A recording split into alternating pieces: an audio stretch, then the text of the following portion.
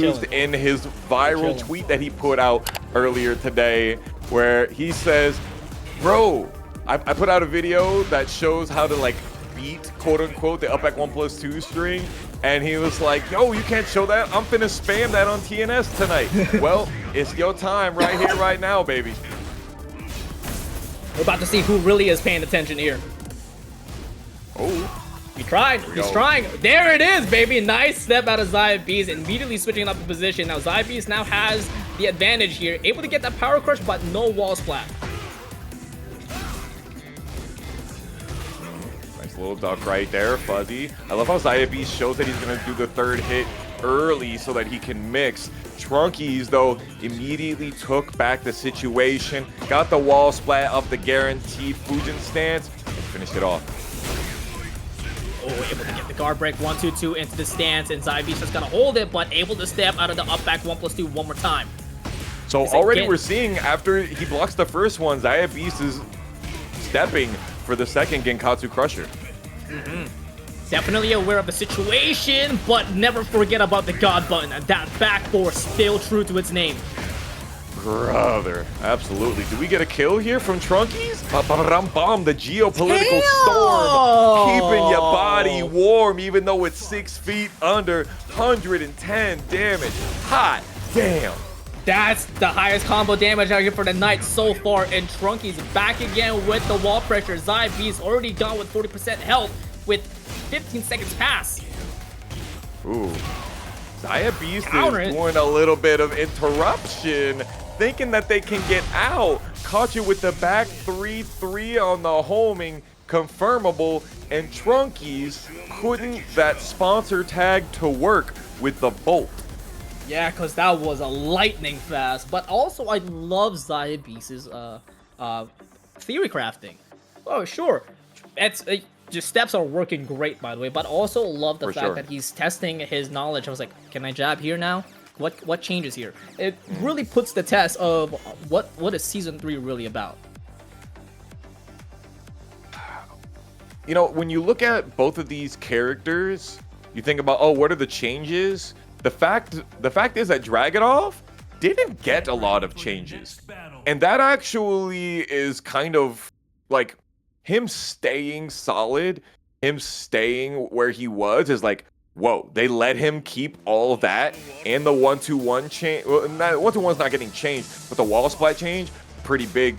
Let's see. Trunkiez goes for a completely different custom. He's missing with the magic spirit.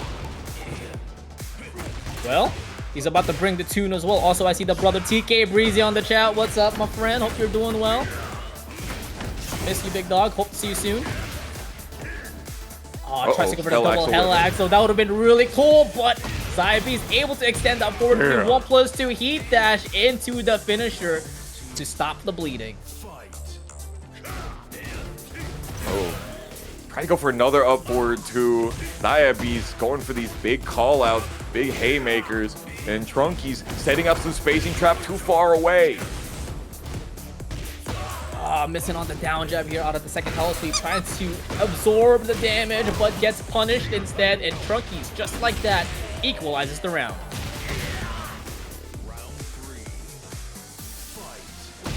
Big punish on that one. Gigantic even. Yeah. With the scorpion tail. Trunkiez trying to fight his way out with the lateral movement, but this is textbook Dragunov. And finally, with the throw break, gives some space to get the hell sweep counter hit and lots of damage. Oh, you can't punish that. Able to get caught by the Fujin parry and getting caught by those frames as Trunkiez able to find an opening with the heat smash and breaking the balcony and potentially breaking ZiyaBeast's morale as Trunkiez is on set point. Down 2 round start. Okay, we got the whole back 4 string. Ooh, Trunkiez feeling himself. He said, you know what, forget about that up back 1+2 mess. Never mind, I'm gonna still rock it.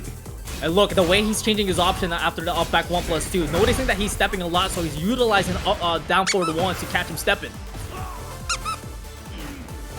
Oh, it whiffed! That's a damn shame. Back from Season 2, they made it so that you couldn't have that one on that one. And Trunkiez true to his word, went and spammed that up back 1+2 bug, the Genkatsu Crusher. And as commentators, we want to make sure that we give to you the utmost knowledge, and I hope that we give it to you right here. Leroy got quite a bit of changes. This is my boy, the Chamberlain, and Nina as well got a lot of changes. While standing 1-4, can now get a sidestep change out of it. We're going slide on the counter hit in round 1? What are we doing? It seems, oh my god, and telling them to shut up immediately. Taking on the sweep on the floor, but the Chamberlain trying to answer back and definitely will do so with another attempt with the parry, but this time in succession. Suffocating PulsarMidnight on the wall, but able to get him off with the power crush and able to get a heat engager, going to the low again and getting that guaranteed follow-up to get the first round. Loki, I think that was down forward 3+4 and not full crouch down forward 4. So like it's the slower version of wipe the floor. Look at Chamberlain hitting the down 3-2, which is one of the buttons that he loves to use the most, but it's also a button that got a big damage buff in the last patch.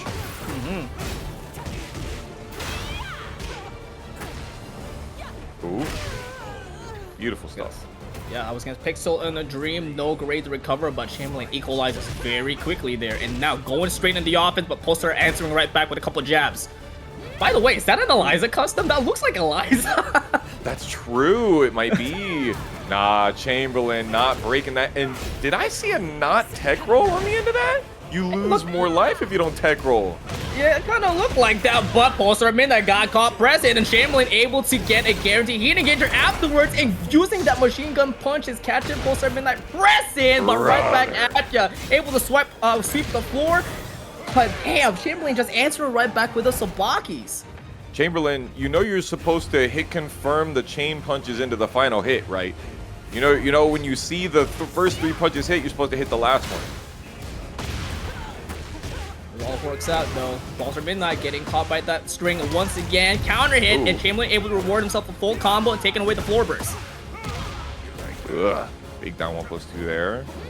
Tries for the full crouch. Insane Hermit stance transition. Beautiful delay. Commit on the duck, gets caught by the high afterward. PulsarMidnight trying to answer back, goes for the homing move, but gets caught by the Chamberlain's cane. Bring on the pain and give him the game. Giving him some sugar right there. You saw earlier, if you had your eyes peeled, that Chamberlain was about to go for the low cane, and we're still in a version of Tekken 8 where if you start to do the move, like Heat Smash, but the hitbox doesn't actually come out, you don't spend the resource. So, a couple interactions later, the mid cane comes out, gets Chamberlain that very last moment that he needed. And yeah, that's one of the things as well. I think a majority of the changes, even though we're gonna talk about like what season 3 changed, yeah, no wall splat with those heat smashes, but if you do get caught by the second hit, it does count as a counter hit where you will get wall splatted. This is just one of the things where you just gotta hold the whole thing. Yeah, I'm still on the fence as to whether or not I feel like, well, if it's not gonna wall splat, why wouldn't it floor break? Like, why would it not floor break anymore or wall break anymore? But I think the fact that it's a powered up move, you know, I think it still makes sense. I'm not sure. I'm on the fence of it. What about the find out tonight? That's for damn sure. There's a lot of theory testing, like what you tweeted out. What? What? Okay. Okay. That was a 4-3+4, 1+2. Still good. Got those parries.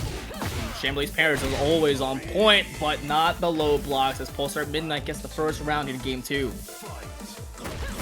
We're not seeing a lot of ducking from PulsarMidnight on the chain punch strings, but neither here nor there. Doesn't need it, seems. Still has a really good control over the match. Oh, natural down forward 4 into the launcher. PulsarMidnight didn't even press and gets caught by it. Now back against the wall, and Chamberlain's gonna dish out the pressure. Oh, launch punishable if you get the second hit block. Didn't happen. PulsarMidnight trying to fight their way out with some jabs, but maybe some upward threes, hop kick style action would have done better for them in that to be able to get them off the wall. Yikes, again, double down on the same sequence. PulsarMidnight back up against the wall already. Yeah, the full crouch down forward 3-2. pretty toxic if they're not choosing to block after getting hit by that first full crouch down 4-3. Great step into the wall splat with the blonde bomb. After using that reverse ivory cutter to get the tornado. Doing it one more time to get the full-on launch, but drops the combo. That's a combo breaker sequel. Oh man! Oh, the 2-1. Miss already ready. Yes, we're back. We're so back. Nah, we get that 14 frame punish. Never mind, we don't. Who needs punishment?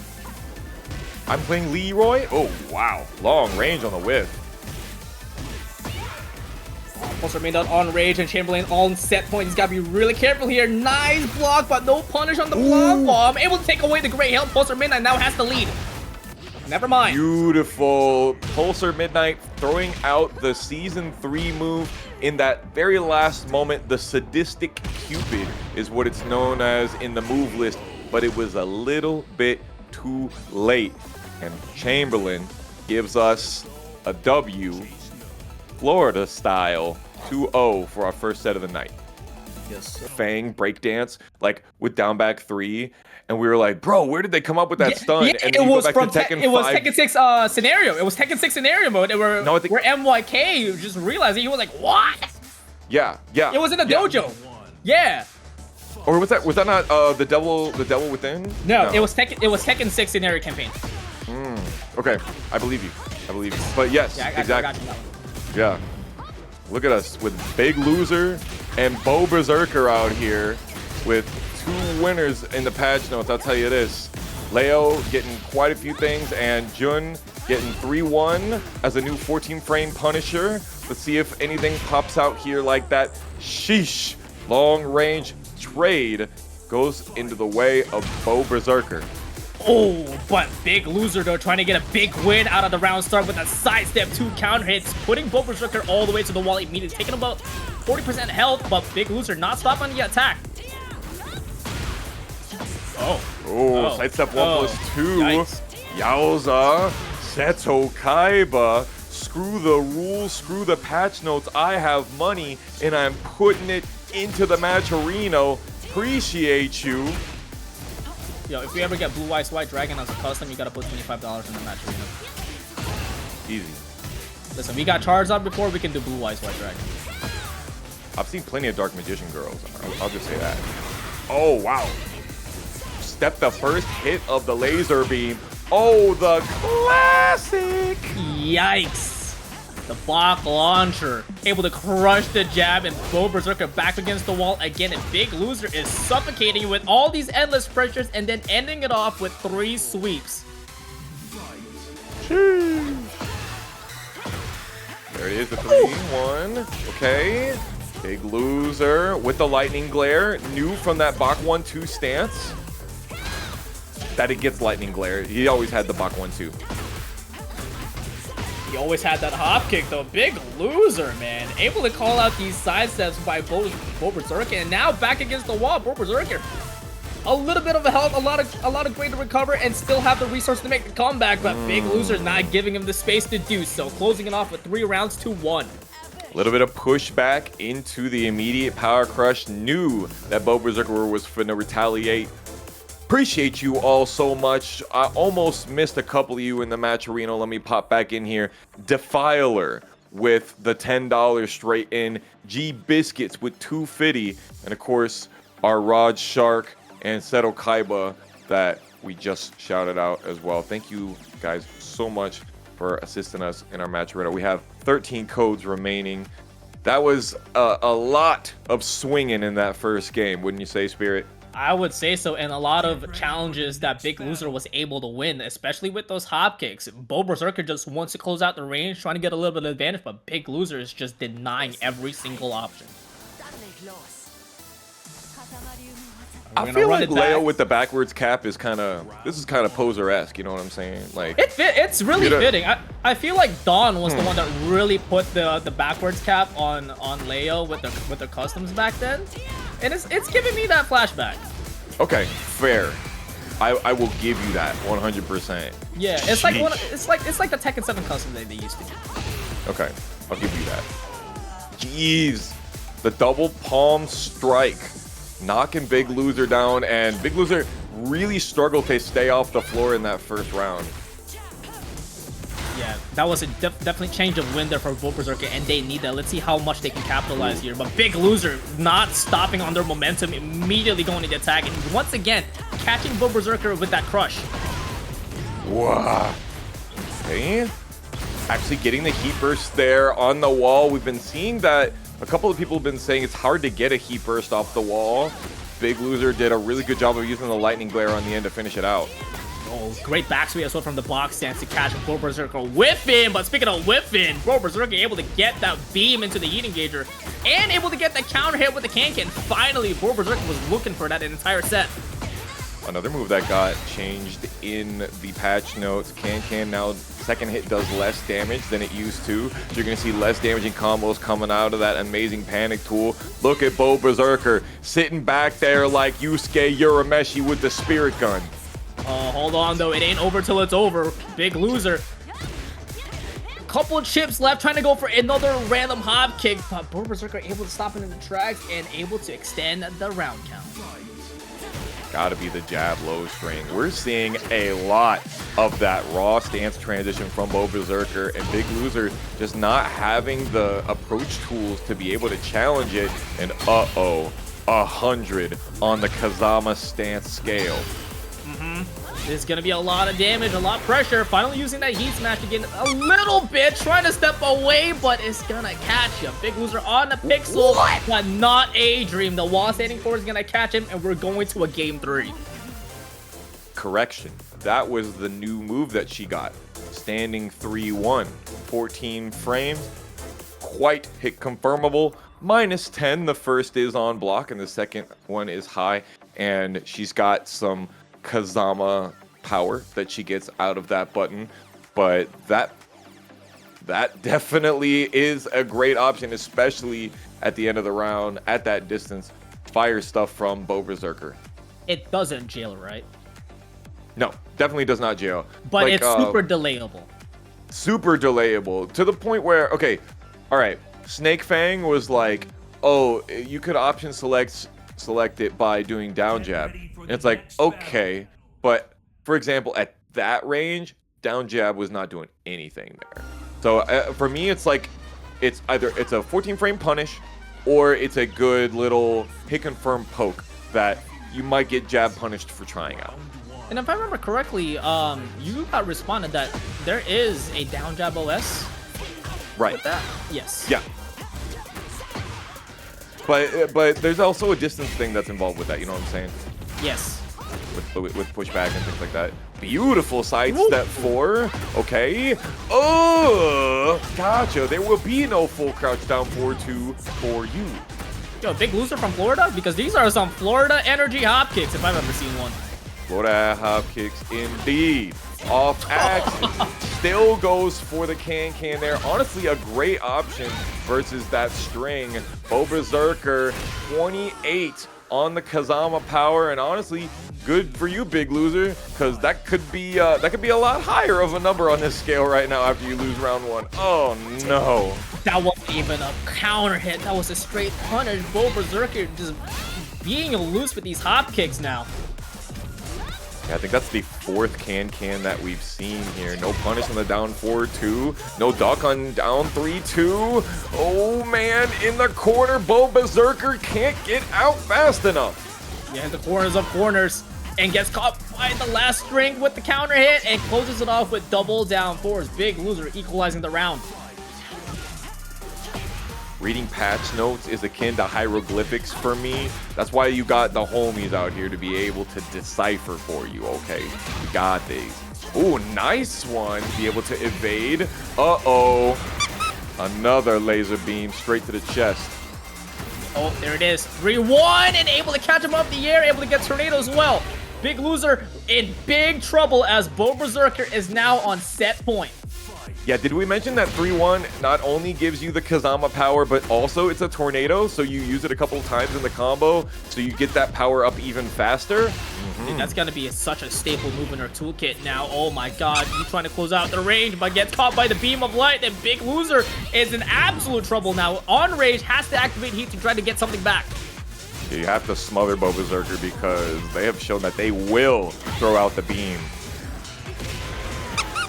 Well, you called it, and Bo Berserker presented it. Active. So I really hope that we get to see that here, but we did talk about earlier that Jack definitely has some tricks up his sleeve as of this patch. We might go to infinity and beyond with this one, folks. Oh boy. Whoa. That's a great option for JoJoboomer going for the double fister right there. Using the gamma. Okay. Cool. Another double fist. Do it again, baby. Reward themselves with heat and the wall pressure as well. JM getting caught by the seed planter, and JoJoboomer gets the first round. Hey, I haven't seen any Gigas options just yet. That's all I'm saying. So I'm not going to call JoJoboomer Gigas until I see that. All right. Windmill punches the classics.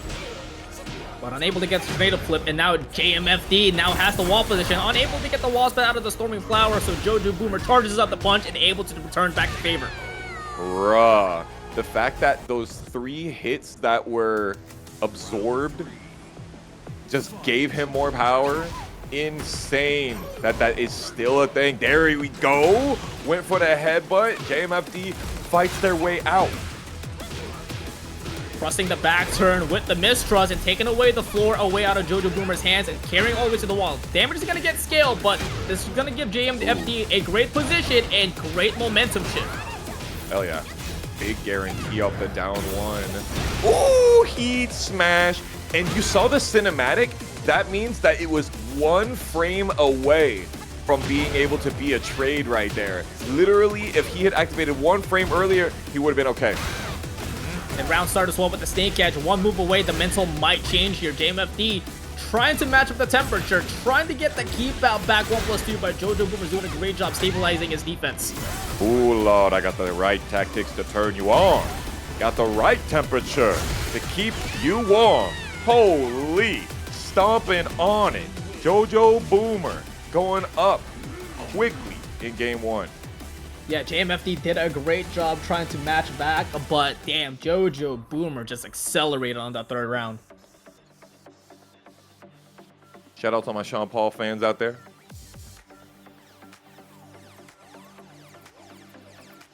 I didn't see. We didn't get 4-4-3 counter hit.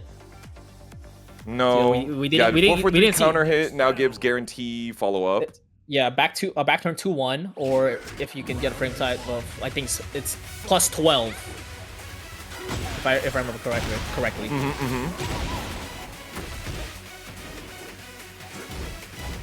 Woof. Try to go for those full crouch strings. Nothing doing. Taking a hit right out of the playbook of Joseph Crushington, who just popped into the chat here a second ago. In that new up back 2 that JMFD can use out of back turn. Holy, the hypnotist stance transition. And yet again, JoJoboomer ducking at the wall, getting hit by the down 1 into the guaranteed follow-up wall splat for the kill. Yeah, JMFD reminding JoJoboomers that I got myself a guaranteed crouch button as well. Look at the pressure JMFD's putting on. Yeah, from back turn nonetheless as well. Just keeping it simple, but damn, just eating with the other side. If only one of those wall transitions was there. Okay, Pillow Princess. No duck under. Another wall standing 2-4. Doesn't get anything off of C. Plant. Ooh, and talk to the hand, lil man. Damn, hit him with the boy. Still in the fight, but JMFD able to get the counter on the low. Oh no.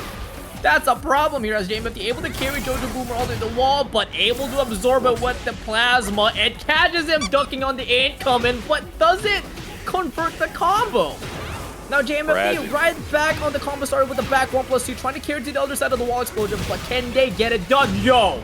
Yo, the sequence right now is crazy. Dog, with the back turn one, this is nasty work. Y'all, that's crazy. That was sick. That was so sick. Again, over the counter hit low. JMFD restarting the same sequence from the last round, but ending it up with a different route.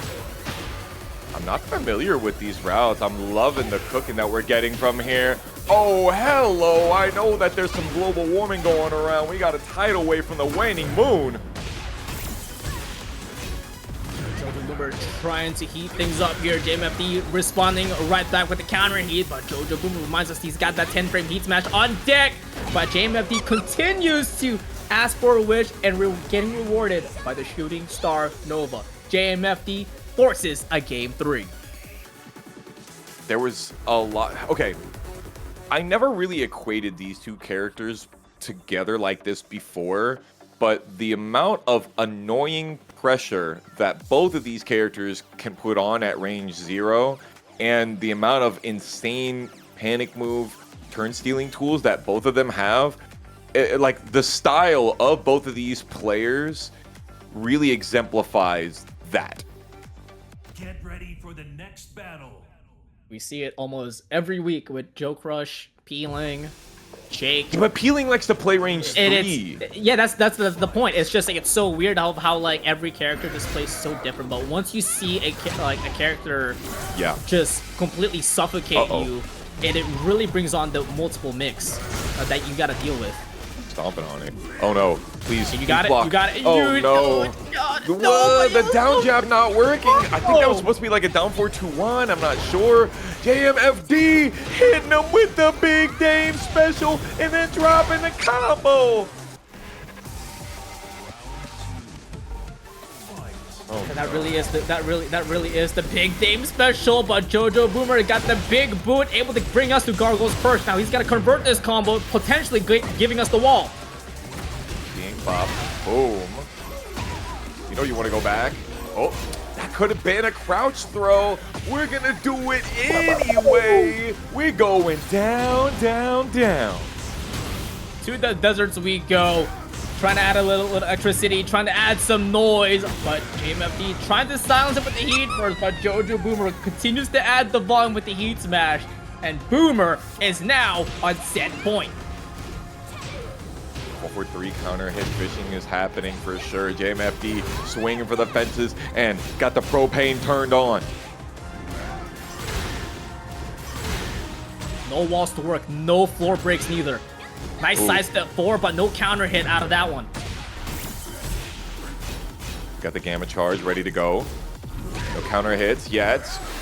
Tried to go for running 1+2, I think maybe a little bit of delay. Did not work out. JMFD gets up and beats it out.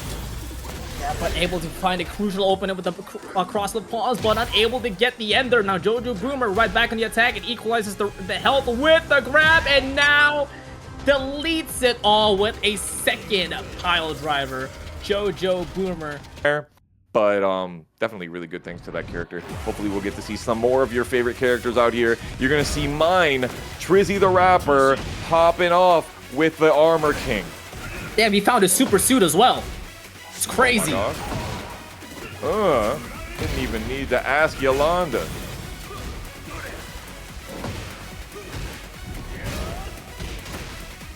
That 1-4. Ooh. Like OneOutcaster's opportunities. While standing 3-1. He loves that out of wake up. Yeah, it's so quick there, but damn, OneOutcaster just escaped catastrophe there with that trade, but TrizzyTheRapper though going back in with the Prison Crusher and stopping him on the follow-up, but OneOutcaster catches Trizzy ducking, but not on the finish. The Hell Sweep's gonna do it, and OneOutcaster gets the first round. That's a lot of Hell Sweeps. You gotta read between the lines, Breezy, alright? You gotta have that Tekken 8th grade reading level, which is where we don't read. Trizzy popping in there. Beautiful punishment. Okay, I see you. Again, he tried to go for that wake-up Prison Crusher, trying to see if he can convert it to an air combo, but not this time, but he goes for it again, but doesn't opt out on the dash.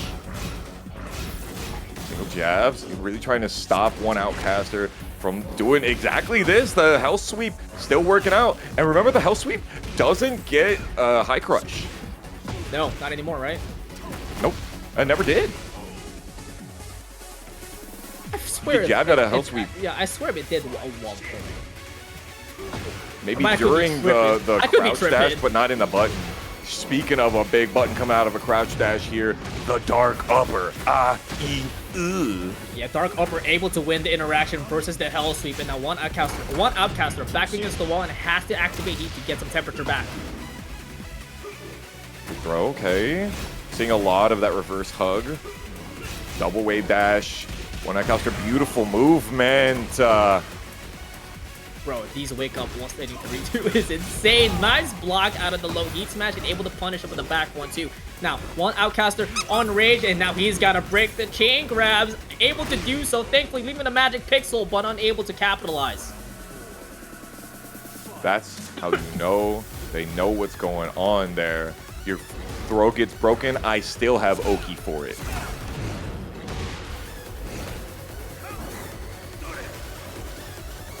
Ooh, the first Trizzy hop kick. You know you're gonna get another one. This one's gonna land. Yeah, with the side step as well, add a little bit of style. Using that tornado and not opting out for floor break, but catches him rolling into the crouch grab, into the wall explosion. Now TrizzyTheRapper dropping some bars with his combos. Yes, sir. Finish him off with the brawler kick. Triple digits and triple 100 straight 100 combo to finish it off. That was sick. Super sick. He didn't even use the, well, he couldn't use the wall splat, but he didn't go for like regular wall combo there. Went for the brawler kick after the heat dash. Love that, love that, love that, love that. And I'm loving what I'm seeing from OneOutcaster's neutral, honestly. It's not super like setup based. It's a lot of like, okay, I think I see Trizzy kind of chilling and hanging back, which Trizzy is well known for, right? He's well known for sitting back at range 2, range 3 and just waiting for mistakes. And also Trizzy kind of playing kind of not his style, especially with these instant wake up while setting 3-2 is kind of not his flavor. But speaking of flavor, here he's gonna bring up the spice with the blue spark dark upper. OneOutcaster got caught pressing, and TrizzyTheRapper's gonna take a lot of profit from this. Cool. We got triple wave dashes now. OneOutcaster says, "You not finna out wave dash me." Still not sidestepping right on that while standing 3-2. Slash kick to get out, but then he just walks right back in. 30 seconds left to play. Both of them have a decent amount of health and no heat to work. Nice block out of 4 for neutral to it, and OneOutcaster able to get a launch punish with the twin pistons. Not bad at all. Oh, big whiff punish on the dark upper. 10 seconds to play. Did he get caught reaching? No, he did not. And just punish him with a tsunami kick, but doesn't go for the kill. I think that was a hell sweep attempt, but he buffered the wrong option. Last bit of damage, he tries to go for the TrizzyTheRapper classic and wrap that up with the down 3+4, but OneOutcaster saw it coming and then immediately rocks the down forward 1, down forward 2 and gets counter hit. That's a damn shame, but that's also a damn shame for Trizzy, unable to get the wake up punish, and OneOutcaster still on the driver's seat. Oh, no. I know you're one of those. Wall standing 3-2 second hit doesn't hit, so we don't get heat dash. That's the second time it happened as well. Again, OneOutcaster not worried about this. Getting gripped up though. Squeezed. The whole thing. Sidestep 2 to catch him to switching the sides. One more time. Into the grab, able to crush the 1-1s. Side step 2 so good on the Oki, and down 4-1, down 4-1. Of course, it had to be a down 4 to finish it.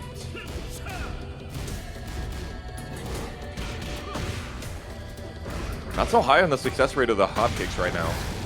But that's high on the success rate there. While standing 2 again with the special dark upper, but misses on the dark tide tornado, and OneOutcaster has a chance to be on the offense here. Gonna good job of keeping Trizzy with their back to the wall. Could not get the punish on the giant swing. Still keeping it tight. Neither player with heat anymore. But blocked out of the sidestep too. Sweep. So now good has at to these lead. hell sweeps, bro. Oh, it finally worked out at the most crucial moment. OneOutcaster just needed one hit to get the lead, but TrizzyTheRapper puts up the stop sign off the hop kick and makes him watch the movie. Trizzy is now on set point. My favorite rage art. It finally, I finally agreed this is the best rage art in the game. I always thought that Yoshi was the one, but that's the best. Yo, just for Envy putting $1 into the match, Reno. Thank you so much. Holy, big side step 4. No, that's side step 3, excuse me. Counter hit. Damn, in the Demon Paw after 2, but drops the wall combo. But he does have the position here, but nice block out of Trizzy, out of the hell sweep, and punishes it perfectly, and able to realign his combo for the down forward 1-2. Back to 1. Back against the wall here. He's really good at picking his moments for his heat. Speaking of heat, there's none left. One more time. 15 seconds left to play. Trying to get that one standing 2 counter hit one more time. Unable to block the ladder 4 for neutral 2, but OneOutcaster able to challenge with the flash combo. I love it. Dashes. I love that he's not swinging because he knows that the second hit could come out, but unfortunately not taking his moment when he had the opportunity. OneOutcaster did such a great job. We're going to see some more goats. My man Shadow20Z, the Liquid Legend, unsponsored right now, but he'll always be the Liquid Legend to me. The Lich King himself, 2-time Frosty Faustings champion versus Shaundude on the Lili. Damn, they're both kind of slaying right now, bro. These are some crazy outfits, but Shadow20Z's got the crazy advantage here with the heat engager from the round start, taking away 50% out. There's that forward 1+2 into back turn change. Lili definitely got probably top 10, top 5 new moves out of the season 3, and that's a big one. But Shadow not worried about any of that right now, still staying on top of the scrambles. Oh, the just frame's not gonna kill it, leaving Shaundude on the pick, so it has to activate the heat for Shadow20Z, trying to whip under the back 1+2, but is a little too far. Woo! Beautiful pickup from the back turn down 2. Still had Tornado and extra. I always love seeing Shaundude's Lili specialization. Yeah, Martic player, by the way, but damn, we get to see more Lili elegance out of this player and continues to do so with these counter hit launchers. Ugh. Nice block from below. Spirit, is Shaundude from Tennessee? Arizona. Remind me. Arizona. Okay, thank you. Yeah, I was thinking Memphis Legends. I don't know why. I always mix them up. I don't know why. Bro, that's an Azucena player, man. How do you... Yeah, I don't know, brother. I don't know. I'm cooked. Damn, speaking of cook, Shadow20Z definitely cooked that round, man. What a way to bring us back to equalization here. Damn, nice backdash and that little timing shimmy into the down forward 2. Shaundude already starting this round off nice.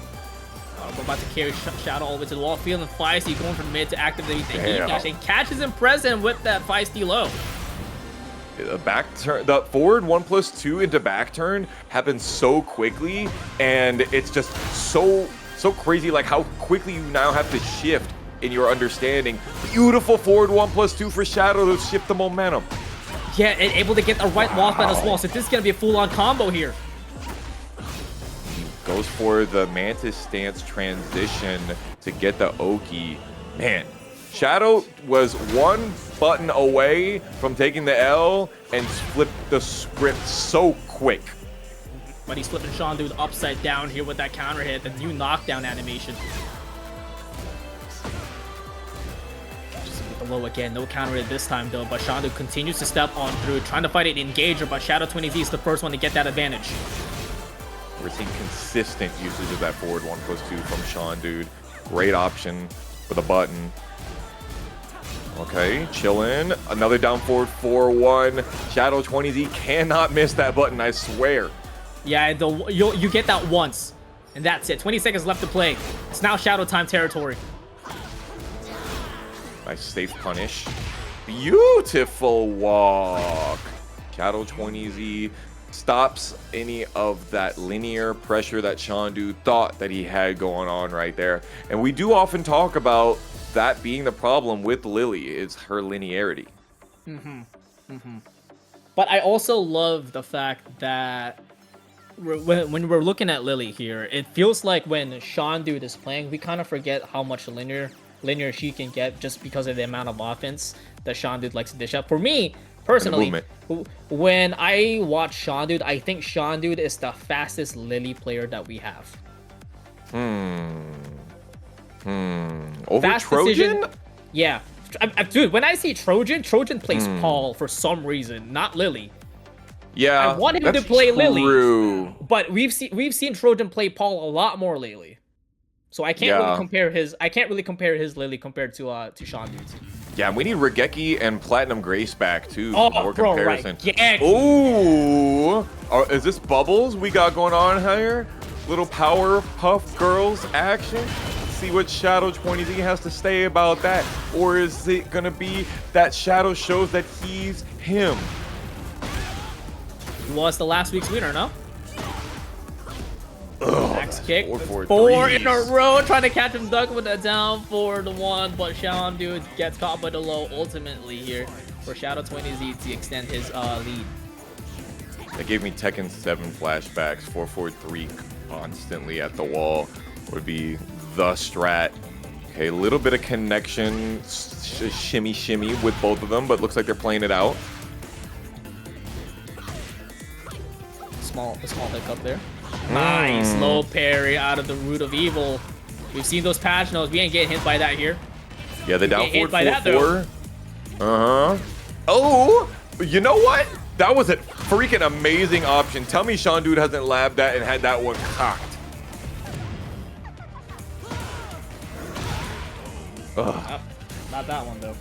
Yeah, while running 1+2, you got good movement, but homing button is homing. Codes that you got nothing. The equalizer. And now Shadow 20Z on set point had the ideal, but just gets completely whiffed. Shadow 20Z using those stances to evade a lot of things. Shaundude back turn, but unable to capitalize on the combo. This whole round has been Cirque du Soleil. Oh my god, and Shaundude comes away with it. Let's go, what a round. Shaundude staying alive here, extending play.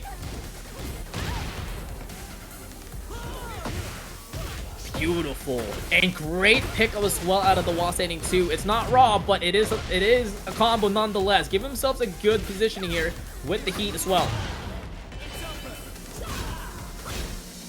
Heat matching up the temperature here for Shadow 20Z. Now on the offense and catches Shaundude pressing. Looking in trouble here. Too far away to be able to get the finisher. Shaundude with a wall running 1+2 windmills, but nothing doing afterwards. Shadow 20Z did not agree with any of your pressure. And we're about to get more hype here. MortyDaGoat versus Tsuzoru. Morty, a great energy to be around versus an aura in the making. Tsuzoru, also known as Ninja Killer's little brother. If you know, you know, and now you know. Man, the fact that Tsuzoru has 353k prowess already and the rank just reset like a day ago, no, not even 24 hours is crazy. But this is the third Jun Kazama set that we've seen here already this evening, and it's been looking good for him so far. Let's see if Morty can keep it. Man, this is like a Pokemon. Like Morty, like bring out like the shiny version of June, and Tsuzoru's trying to catch it here. Definitely do so with the power of the people. Law standing 2, carrying Morty all the way to the wall. Is this shirt green or is it red? Green. Okay, yeah. So it's OG Pokemon. Love that. Ooh, when we're late for work, you're late for breaking my throat. Tsuzoru finishes off round 1 with that. Ooh. What? Yikes. Able to catch a lot of stacks here, but Tsuzoru, what a way to retaliate here with the instant slide to catch it with the homing move with the wall splat. It's got to be a lot of damage here. Morty looking in trouble, but able to switch the sides here with the grab.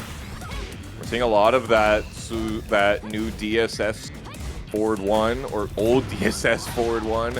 Oh no, not that 4-3+4. That's tragic. Morty getting floated out. Seeing a lot of that new DSS transition, old DSS transition that Tsuzoru has been showing, his old school execution, and then walks straight into the down forward 2. Yeah, catches him jabbing as well. Morty just able to get that crisp whip punish here. But 5 seconds left to play. Morty does have the life lead and continues to do so as time is running out. Tsuzoru cannot make the comeback as Morty equalizes it. Okay, low-key, he ducked the second hit of the 1-1-2, and you just never see people even do that anymore. So big ups to MortyDaGoat. Oh no. Oh, but again, late on the throw break with the 1+2 this time, and Tsuzoru is going to dish out a lot of damage here. Getting caught with the counter hit low into the guaranteed heat engager on the follow-up, and once again, Tsuzoru late for work, and Morty late on the throw break. Oh, we're not late for this resub here. Zariki popping in here with 2 months. Thank you so much for resubbing to Tampa Never Sleeps, your online local. Oh man, too far away. That's a shame. That was a chance as well to get himself back in the game. Tsuzoru though activates heat. Morty still has his on hand with 1 stack left to get fully charged. That DSS Blue Spark forward 1 is like a prime VIP for Tsuzoru's game plan right now. He wants to show it off. Long range, I can still punish that all the same. Finishes it off with the up 4-3 guaranteed afterwards. Gee! Damn, even with the tip range, the Dragon Dart's able to reach and secure him the W. Damn. But to be fair, That's called Dragon Dart? I'm calling it Dragon Darts. Sick. It's pretty fitting. Sick. Agree. Shoutouts to Dragapult, the Pokemon, giving me that inspiration. But I want to point out the fact that MortyDaGoat, even though with a lot of throws and not broken, looked pretty damn good. He's having even grounds here against Tsuzoru. I don't disagree. I don't disagree. I will say though that Tsuzoru, he gets his opportunities and he keeps them. MortyDaGoat has been having a little bit of trouble keeping the wall combo tight and keeping it going all the way through, but we have knowledge of these strings. I'm seeing it in the duck unders, the low parry attempts, but Tsuzoru once again with the throw, popping MortyDaGoat into the air and into the wall. Yeah, Tsuzoru might have found his main weakness here. If Morty can't break him at all, we just got to keep doing it. Interesting. Uh-oh. Again, is it what, 0 for 5? Yeah, at least I know we've broken at least 1, but Tsuzoru is eating him up with just the throw. Double dragon attempt. We get a little bit of a punish. Nothing doing. Okay, we break in those. Thank you.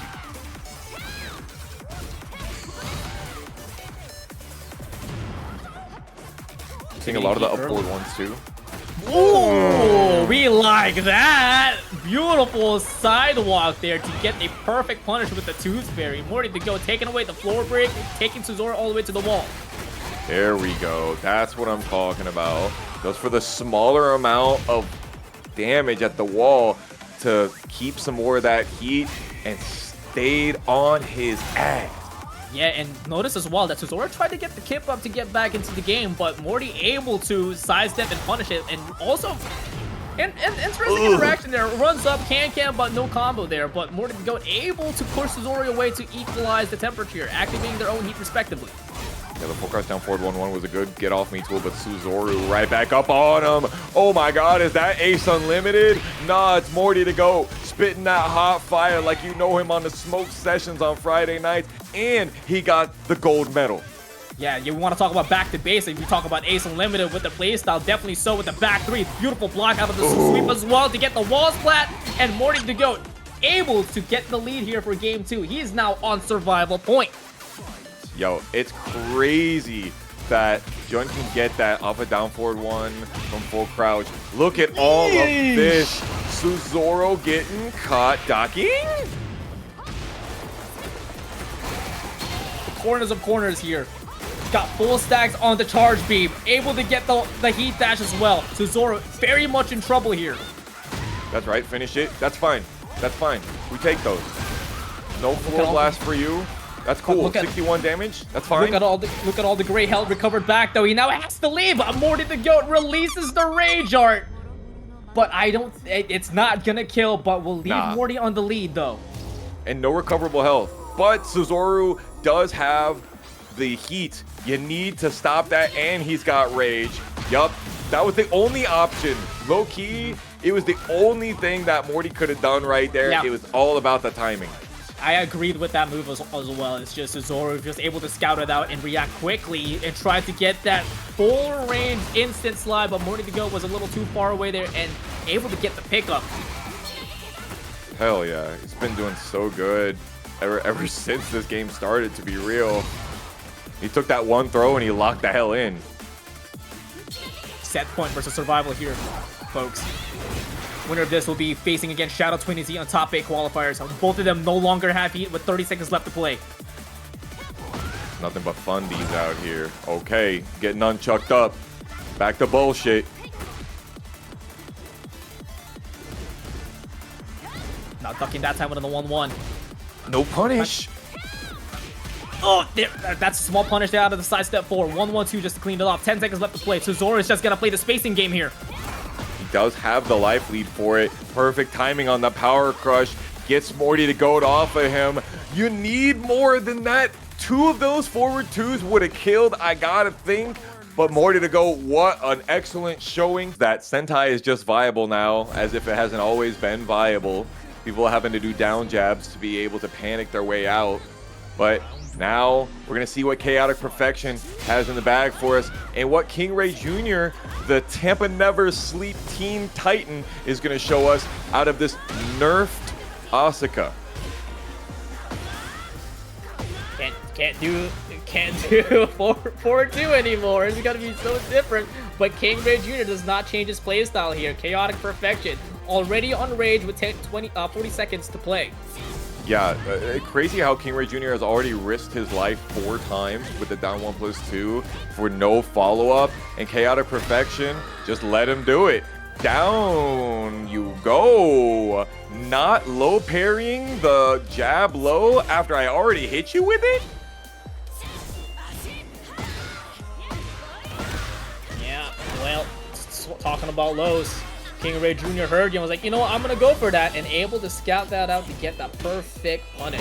KingReyJr as well able to get the down jab to interrupt Chaotic's offense. Forward 1+2, that one didn't get quite the nerf. KingReyJr goes with the 3-digit perfect. And I want to point out, he is showing a little bit of that full crouch down forward 2, which did get a buff. Down forward 2 into another one off axis. I'm going to let it rip and still drop the combo. Hey man, the rule of 2 always works. Trying to go for the falling rain, but Chaotic Perfection able to break that away. Uh-oh, big throw. Bam. Okay. And we still got those punishment tools. He's got the install. Trying to go for the sidestep 2 heat dash, but no connection there. Now KingReyJr no longer have heat. It doesn't have the install as well. You would think that sidestep 2 got nerfed. I didn't see that in the patch notes. KingReyJr keep whiffing it here. Chaotic Perfection staying on top. But maybe that's how Junior likes it. No, incorrect punish from Chaotic Perfection. Can he stay on? Hell sweeping. Oh, wait a second. Able to try to confirm into the wall splat. Chaotic Perfection able to thread the needle to stay alive. Oh my god. That was crack. Talk about threading the needle. No, you have a hop kick. Doesn't go for it, is what it is. Still got the heat. Wants to keep that. But the launching Sabaki, they ain't nerfed that. Caught you reaching once again. KingReyJr with the parry as the signature. That's the namesake, baby. Forward 2 incoming. And here comes the pressure and using the heat dash. But Chaotic Perfection tried to use the hop kick that time. But KingReyJr able to convert it into a forward combo into the double hammer to nail it down. KingReyJr takes game 1 in convincing fashion. Very interesting what we're seeing here in the combo game from KingReyJr. I'm not saying that this looks like a different version of Junior, but I am saying I watched this guy play, analyze it a lot. And I don't feel like I have seen this version of Junior so far. I bet you once we see him at an offline, we'll ask him, how do you feel about it? He'll be like, meh. Yeah, he'll be like, you know, I'm risking my life for down 1+2, but I've always been doing that, so, you know.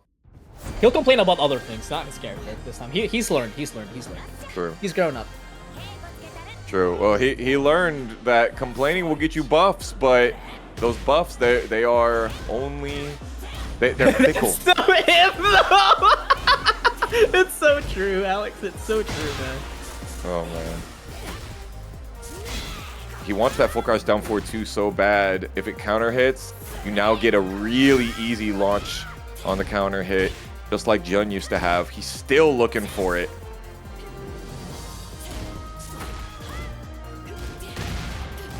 Counter hit, but doesn't get anything out of that. With that being new, to the counter, what's the guarantee that after that tournament? Oh, speaking of Right guaranteed, there, he's able to get the micro follow-up with the down forward 2. Yeah, you can actually crouch cancel into 1+2 now if you need to. You could like crouch cancel forward 2 now. It's like what? Actually, yeah, there's 25 frames. So say it's the patch notes. I gave it a shot myself and I had a little bit of trouble with it, but I'm trash. But KingReyJr, he is not. As you can see, he got him. Finally, the hop kick working out on Chaotic Perfection's way. It is caught in the air, so it is scaled a little bit, but that puts Junior into half health with a couple of great health recovery. He's getting that. It tries to double down on down 1+2, but Chaotic Perfection able to find the rhythm there. Dude, you gotta think about down 1+2's viability. Oh man, he said, I got a button like that also doesn't really do that much damage, but also kills myself if it gets blocked. We like that. Hey, did that move get nerfed up for the 1-2? No. That's crazy. It is crazy. Oh, Full crouch down 4-3 got nerfed though. That one definitely did. Oh, this is gonna be a lot of damage. I can't tell. Maybe Nah, pixel for pixel. Pixel for pixel, maybe. Ooh. Yeah. Back. 2 jab into the down 4 instead of 1 jab down 3 off of it. You step to the right and it was just right, but the combo wasn't. Damn. Yeah, he tried to go for a fancy reset there, but Junior able to realize the situation.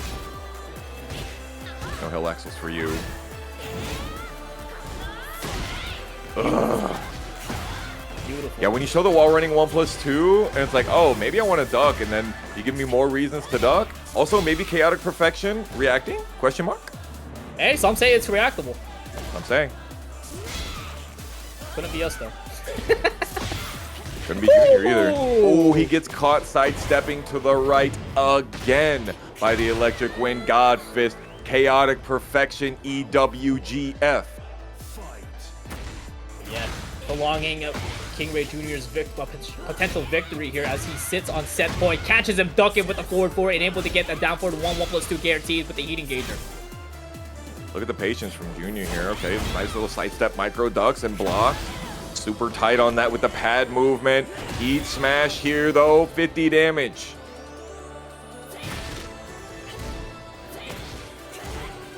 Played super slow here with the lows, just chipping him down and successfully do so with the perfect set point versus survival point here for top 8 qualifiers. Oh, Junior now going up with the classic micro dashes. Look at the distance on that full cross down forward 3 now unblocked. That is insane. And look at Junior as well, playing so timid. I don't know if I would agree with timid. Patient, I might say. Patience. We just wait for you to make those mistakes. 4-4-2 is steppable and big combo.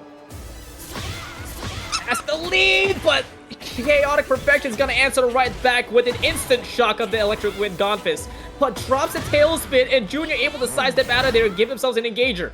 Now Junior's back again with the lead. Uh-oh. Okay.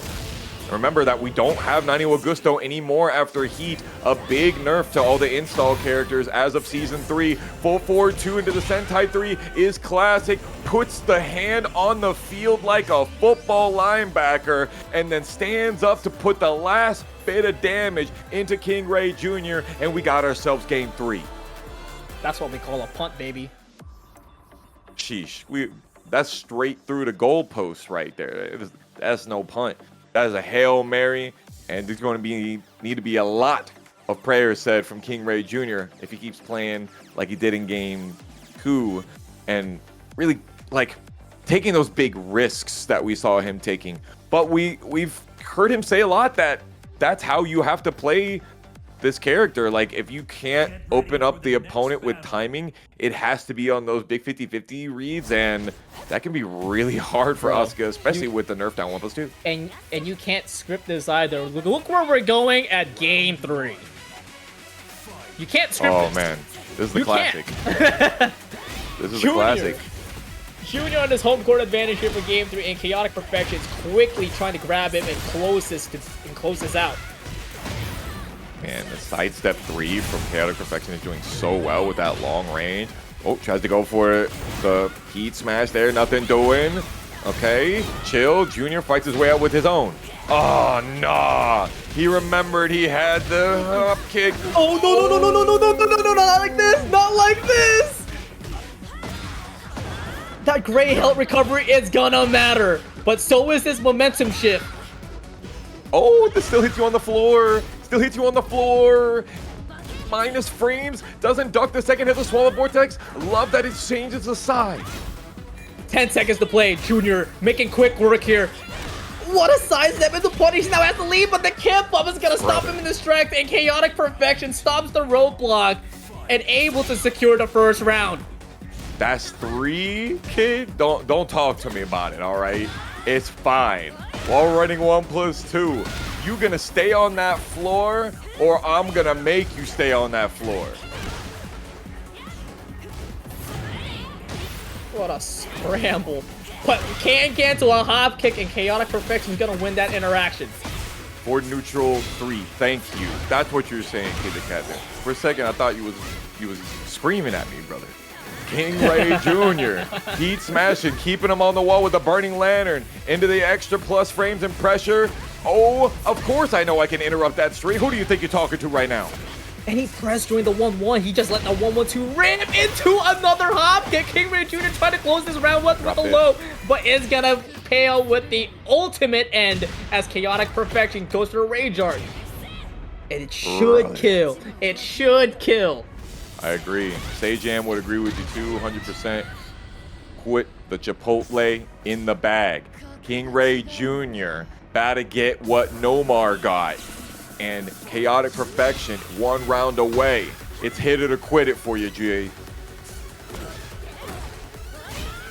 1 chance remaining for Junior.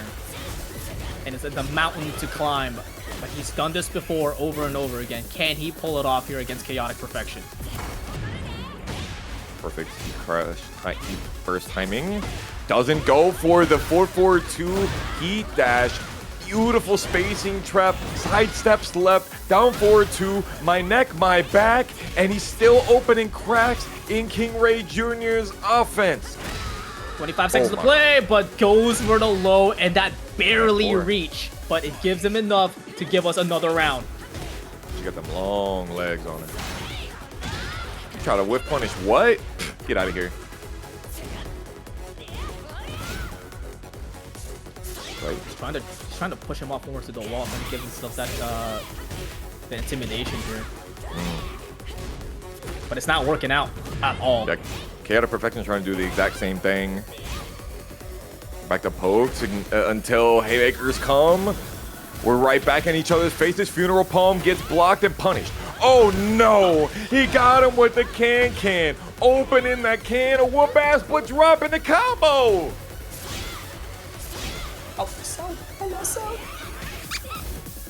Oh no. Too far. Gets counter hit for it. Dunk Thunder gets the down jab punish. We're blocking and walking off axis, but Junior doesn't see it quick enough, and he gets popped up in the air by the electric madness of Chaotic Perfection and the down forward 1-2. You could not interrupt that one before the time ran out. And doing really well with that momentum. But Joe's really good at stealing that away. We'll have to see that a little bit later because we got the boy. from Southern California, NYC Tekken Oni's own Dr. TheJAKEMAN versus Swojguy, who we got to see earlier on with the Jun Kazama. Yeah, sending VDX to the loser side and rewarding himself to a top 8 qualifiers match and stealing JAKEMAN's cowboy hat. Ooh. That's blasphemy right there. Yeah, it's pretty messed up. For those of you wondering, we are still seeing plenty of down 4-2 from Dr. TheJAKEMAN, even though it is now more steppable to sidestep right. Oh yeah, down forward 2. Yeah, they made it more acceptable there. Ooh, okay. Keeping it tight. Dr. JAKEMAN thought he was gonna run at that pretty lady. Ooh, is this Tifa from Final Fantasy VII? No. Not Well, at she all. has like a cowboy outfit. That I don't know, but no. I'm gonna say no. She has a cowboy outfit. Chat, tell me how I'm bad.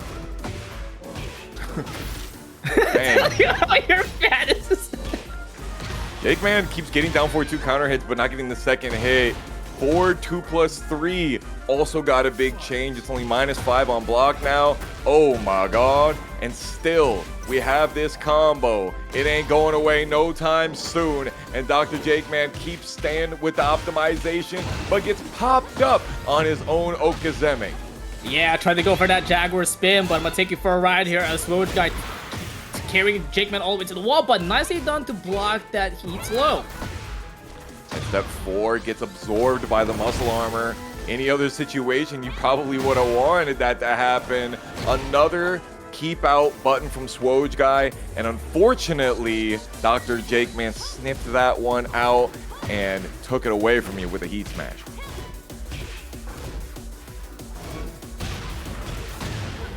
Counter hit push, 4-2-1 guaranteed into the giant swing, and Swojguy unable to break the grab, but can you tech it? Yes, you can.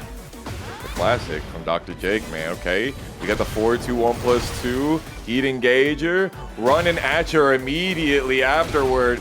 Hot damn. JAKEMAN, I thought it was supposed to be Swojguy's turn. They had the heat engager. What happened? JAKEMAN. That's what happened. The doctor came in, gave him his dialysis, gave him the medicine, and I'll see you in your next appointment. Also confirmed, that is Tifa. Good job, Tony. You were not delusional. Hooray. Yeah, Toji letting me know that I'm in there with my memories. Yeah, Toji and Spooky. Spooky's in the chat, boys. Spooky, hope Okay. you're doing well, man. The Hope you're enjoying TNS. Hey, and if I'm not mistaken, Spooky said it was his birthday this week. What? For this patch week. Yeah, so happy early birthday. Yes, sir. Happy early birthday to the GOAT. Yes, sir. And I'm really looking forward to what Spooky just announced recently about the support for the ICFC. locals. Yup, and ICFC. Oh my God, I'm so excited really for looking that, forward man. to seeing what more of that happens. You know, I know I talked to my local about it. If you guys don't know what we're talking about already, check it out on his Twitter and on his YouTube as well. Dr. JAKEMAN opening up Swojguy, but Swojguy docking. One more time, again, with the DDT.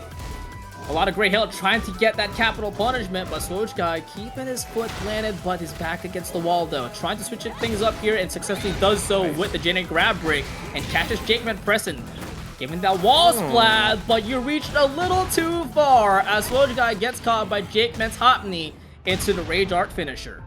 Dr. JAKEMAN, I believe that it's customary to check the reflexes by hitting the patient's knee on something, not hitting your knee on the patient. Maybe we need to, you know, have you take a look back at your MCAT study guides. It's a whole different doctor, man. Lobotomy. Toji gifting us up to the GOAT, Team Spooky. Super thanks for that one, my man. 3-2-2 follow-up. Swojguy trying to get off the wall and succeeds with the counter hit. Can. I don't give a damn if they nerf this button. 5 damage, instant shadow step there by JAKEMAN into the giant swing. We're going back and forth, boys, and this could be the wall, and that's the round. JakeMan carrying himself over to set point. It's starting things off here with a sidestep counter hit lariat. Oh, wow. Down 3 put him so far away. Still gets the hop kick after the full crouch down 4-2. Very nice. All of that 6-7 on the damage. And then got the Oki flip up. I see you. Swojguy's got it and brings JakeMan down with the wrist chuck slam. Extending gameplay here. That was spicy breakfast for Dr. JakeMan right there. We had some habanero on that wall, Oki. Only minus 14 on that button if I'm not mistaken.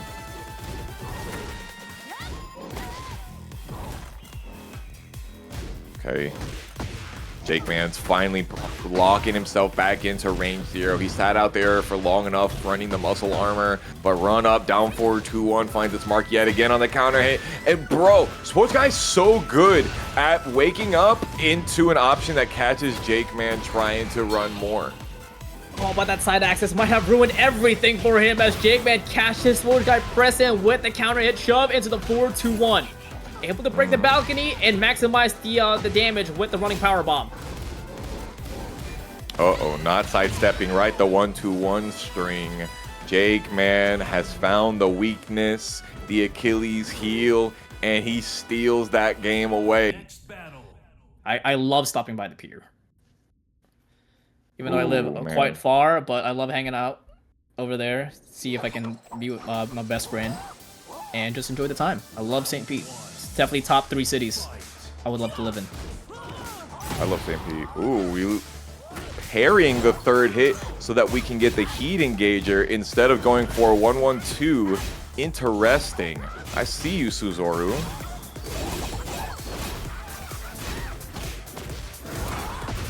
Oh man, he's ready. Oh, we like that. Tarantula stance. You are not dealing with me like that. What a quick sidestep to hide the slide transition. But Shadow20Z staying alive with just that little bit. Wow, the laser as well doesn't go for the duck. And Tsuzoru. Slight range difference there. Could have gotten caught by the 1-1+2, but able to get that whip punch with his own nunchucks to cover these areas. Footsie's diff, 100%. You know, Shadow20Z knows how to adapt very quickly. Tsuzoru says, "You gonna put me in full crouch? All right, fine. We'll take that. Slide again." I love a law player that loves using his slide. Especially if it's like so instant, man. Yeah, absolutely. Like watching Rip do his slides is different. Shadow20Z finishing his string there to finish out that last round off of the Tarantula. Oh man, yet another heat engager off of the Scarecrow 2-1.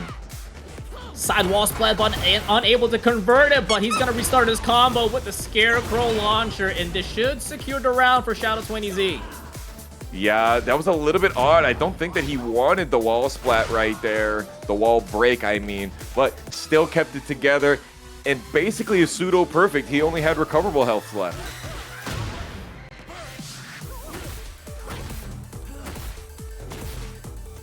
Tsuzoru trying to even things up here. Oh, he tried to challenge with the heat nunchucks, but gets caught by Shadow20Z's counter hit launcher.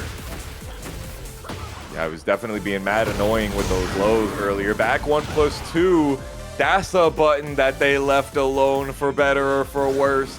Shadow20Z blowing Tsuzoru up, even though we saw beautiful spacing and beautiful nooch earlier in round 1 and 2 for his law. That was not what Tsuzoru was looking for at the end of that game. Yeah. Had a great start there, but damn, Shadow20Z was like, I'm gonna remind you who I am. You may be Ninja Killer's little brother, but I'm Shadow20Z, baby. I'm looking for my repeat. Yeah, let's not forget Shadow is the little brother to Junya as well. So that's a dynamic that we know well. Not that that really matters here. Shadow has shown that he can adapt really quickly And Tsuzoru has shown that he knows these situations. He knows when to power crush.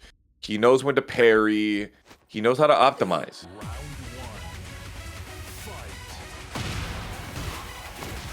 But unfortunately, it's going to start things off here with the counter hit Shadow Claw here by Shadow20Z. Had the idea to go into the offense, but immediately gets shut down here. But able to find an opening here with a back 1-2-1 counter hit. And tries to go for the instant slide by Shadow20Z, ready to scout that.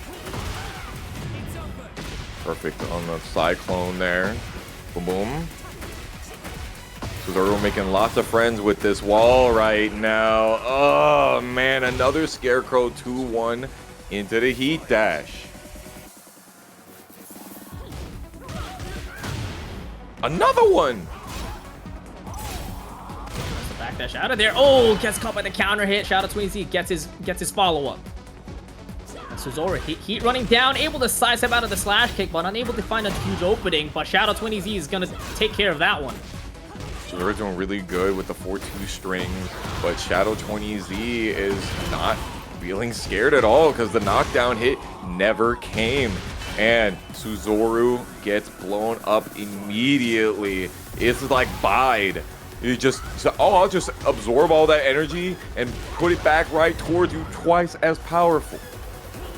Yeah, now Shadow20Z sitting on set point now. Tsuzoru activating heat early, trying to get an advantage, trying to get the flicker, and find some counter hit with the heat dash. But the stance just completely crushes it, and Shadow20Z is gonna take advantage of it.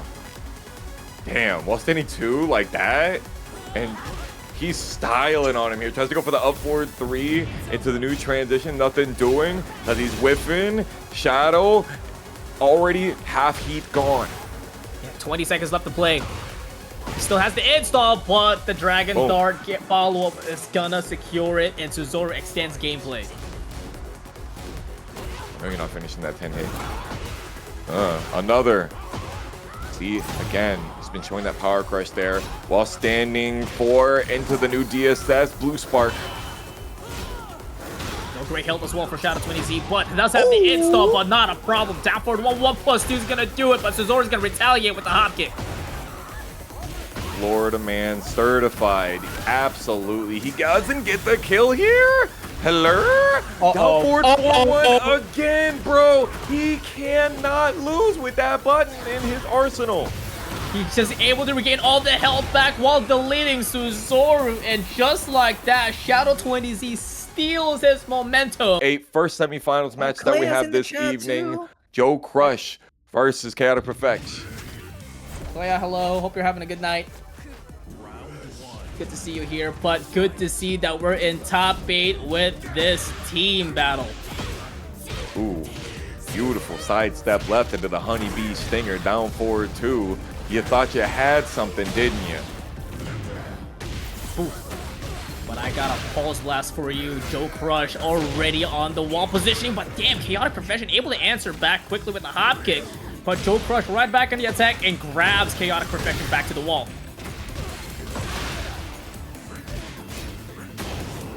Nice low parry out of the pulverizer as well. ChaoticPerfection has a chance here. Has a lot of great health as well to recover and kills for the low heat smash.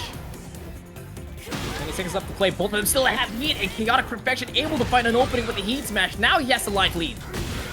Oh, what a block on the Jewel Snatcher, and JoeCrush perfectly punishes it with the 10-frame heat smash. JoeCrush stops ChaoticPerfection in his tracks to gather the first round. Good punish there out of the back, 1+2. Great patience as well, but both sides did their part there on the incoming. Yeah, he went for the taunt, which you can block during. That's a change I would have liked to have seen during Season 3. No big deal. Oh, look at the dash blocks right there. It's like, oh, you're not going to do nothing about it? How about I go for the full crouch down back 1? He said, nah, I saw that one coming. Low parry. Ooh, the patience. Uh-oh, get clapped. Making some noise here. Sidewall combo here for JoeCrush, and activating heat to add a little bit of insurance. Claudia, how you doing out there? Oh, while standing 2-4.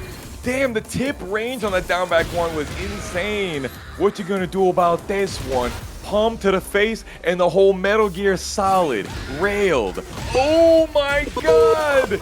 Down 1+2. By the way, they did make it so that you can punish that move a little bit easier. They made the pushback less in Season 3's patch notes. Except the problem is, you gotta block it. Damn, you calling that a Metal Gear Solid, but JoeCrush has had that big boss round start move to get the first game.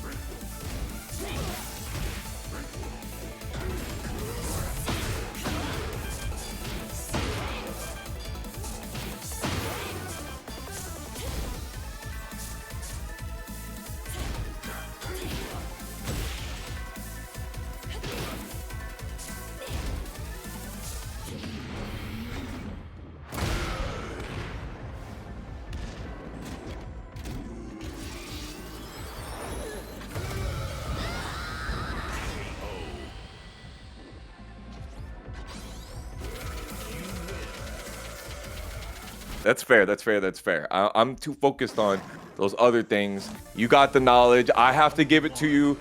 I have the goldfish memory.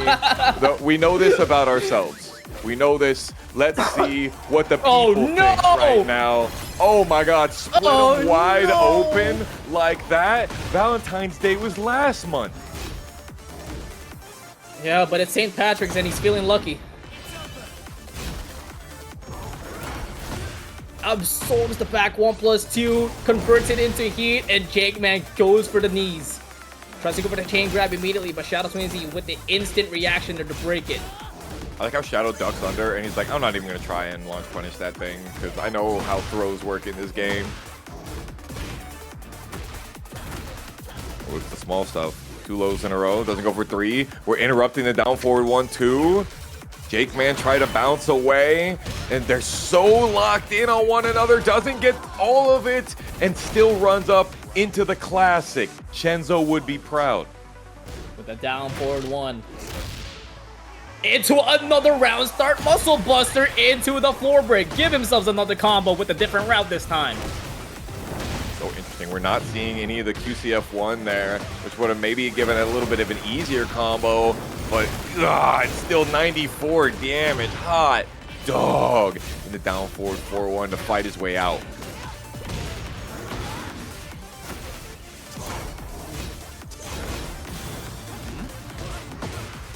What an interruption. With down for 2-1, but misses on the pickup with a small hitbox. But he's going to try it again. Goes for the down 3, the back 1, but doesn't fully release the back 1-2. Could have been a tornado flip, but doesn't matter. He brings in the storm with the running power bomb, sitting 2 rounds up to none.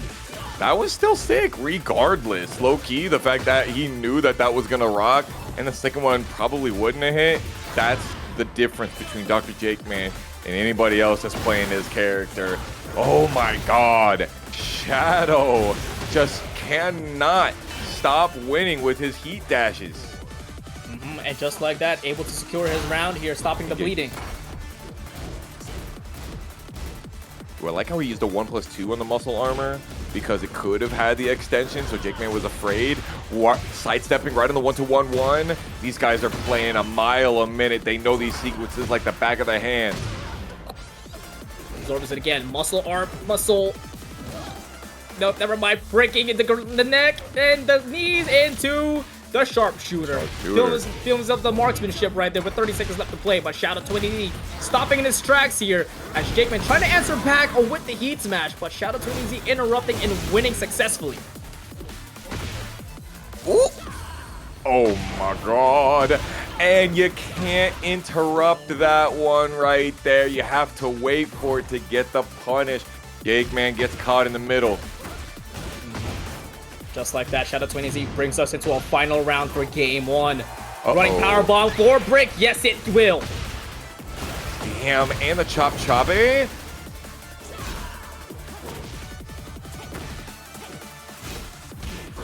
Great little backdashes from Dr. JAKEMAN there. Staying so tight. He's in the clutch with Shadow, just waiting for him to try and cancel out of that stance and get the heat engage, heat dash combo. He was gonna grab him up. Fails so, and does it again with the giant swing, and that's gonna do it. With the wall, with the assist, JAKEMAN gets the first game. Many such cases. The opponent has me with my back to the wall. Oh no, I'm in such a bad situation. Well, I haven't shown them giant swing in a while. And low-key, I feel like Shadow usually is impervious. Like, he has some sort of extra immunity. Giant swing's like not very effective against him usually, but it's different when it's coming out of Dr. JAKEMAN's office. Yeah. And usually when there's an attempt made and if it gets interrupted, he's gonna do it again. And we've seen it twice in this set. Yeah. All right, we're in the arena. Ooh, I don't know if this is a good one for Shadow. Okay, the water crossing chop, immediately getting the Shadow knockdown.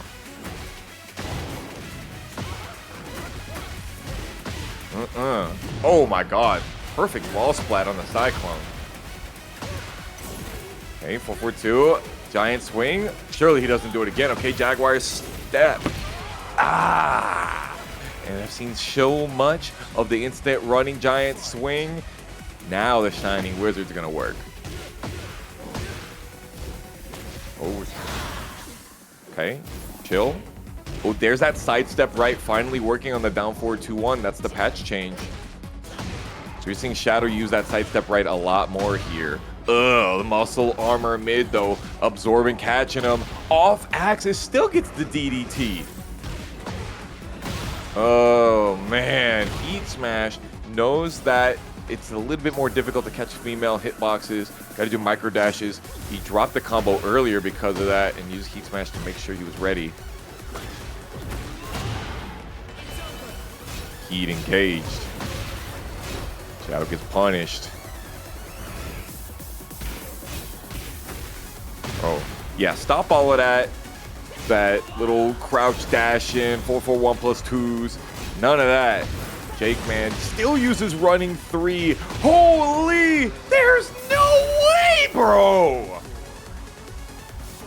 What the hell was that? What just Dude, happened? he wall splat him What just from happened? like literally the edge of the hexagon.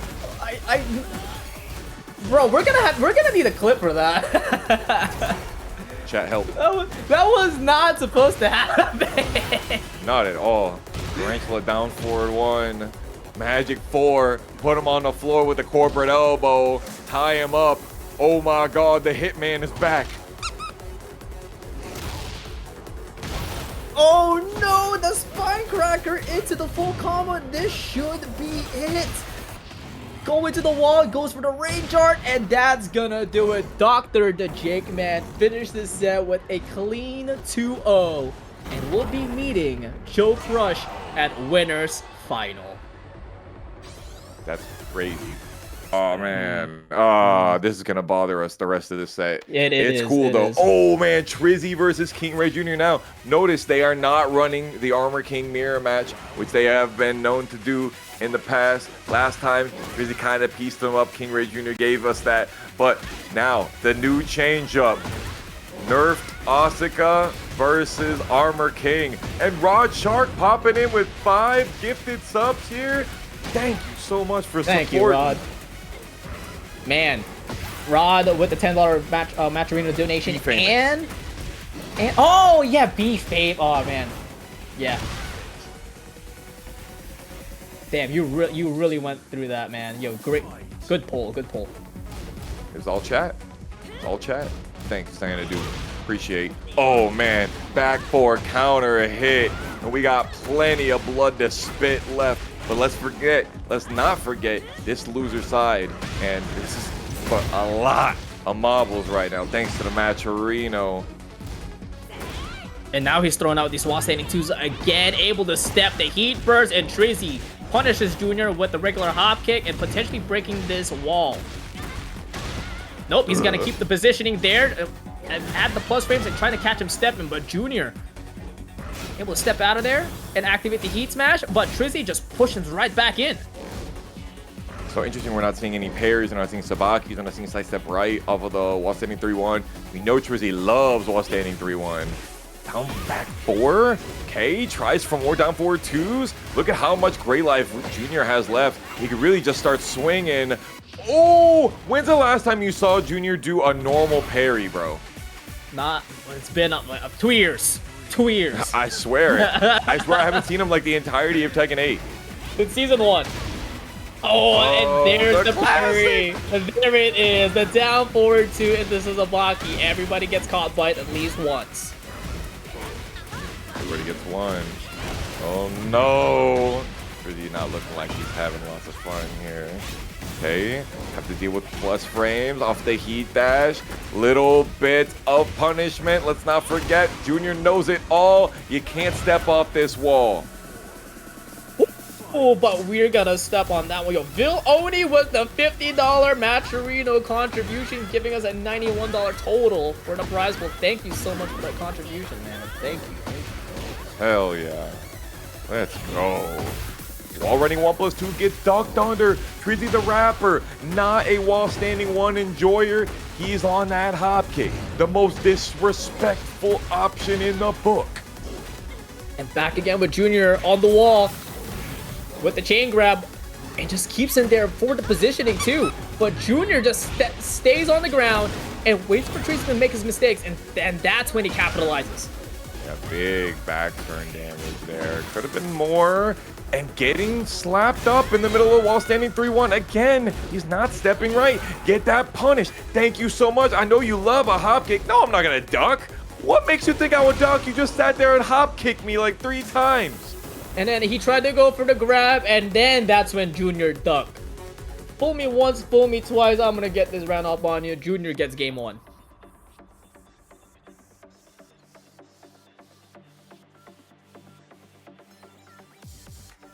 My heart rate is going up.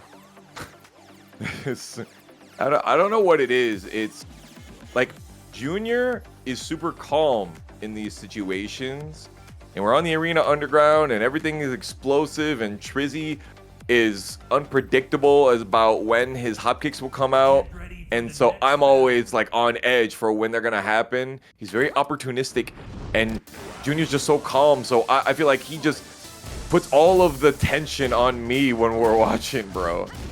News just in as well. Akemi eliminates Tsuzoru 2-1. Thank you, Cosmico, for the news report. Aleo in top 8. Yes, it could be true. Ooh, I like that. Ooh, and we're in the Super Saiyan 4. I see you, Trizzy. 35 seconds left to play. Not a lot of interaction. Just playing a lot of footsies here. Trizzy trying to play the spacing game and able to get a couple of slow pokes here with 4 for neutral too. Well, not to Chain mention, grab once again. He's seen how Junior has to take risks when he doesn't have life lead, and he does it. And now Trizzy not taking any risk himself. Beautiful sidestep right duck. Stops the power crush attempt. And Junior, he's swinging for the fences right now. But it's a whole miss there. As Junior falls down, Trizzy extends the lead here. Trying to go for the up 4-1, interrupt the hop kick, but unable to get a float combo out of it.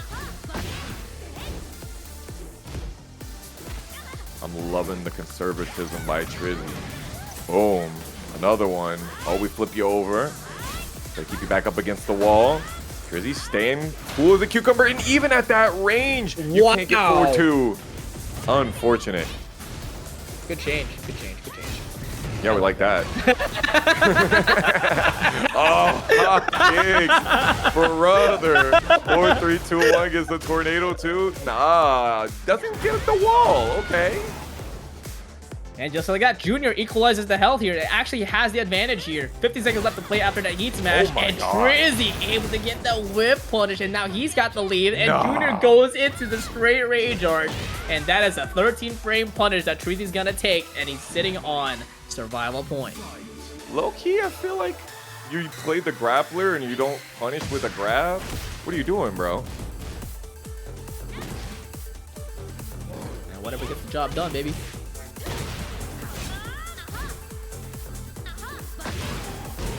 Ooh. Oh, yikes. Season 3 diff, I think. Maybe it wouldn't have wall splat. That definitely would have wall splat earlier in Season 2. Look at the combo aficionado. He's still on it. Yep. Able to realign himself as well after that heat dash. Able to find a confirmation up for one, but doesn't release it. Now Trizzy speeding up his pace here. With a pixel left to work, but not a dream. Junior extends gameplay here, staying alive. What is it with that button? I've seen him do that twice. 1-3, 1-3. And I guess there's a 1-1, right? So there is a mix-up. Maybe that's what it is. Yeah, this custom is super tough. Bald spot and all. Uh-oh. Respecting the space so much, and then he goes in, chain grabs with the sparking, but Junior able to break out of it, and now he's got the wall advantage. Waiting for Trizzy to try to do something crazy, but just when you least expect it on that syncopated timing, TrizzyTheRapper says, "Get in my SoundCloud, I'm gonna turn you into another hit." It's about to go platinum here, but at the moment, he just gotta hold it. 10 seconds. No more heat for both of them. Junior does not have install. Not able to dunk it down back 2-3. 4 seconds left to play. Junior has the left lead. Goes for the exercise to absorb the damage. And Trizzy has to activate Rage Art to try to make the attempt on the comeback. But Junior able to block this time. And we're going into a set point versus survival point. Guys ever want to remember how fast that button is? 16 frame punish. KingReyJr. not using the new button. A lot of Asuka players don't like it. Enchanted Circle.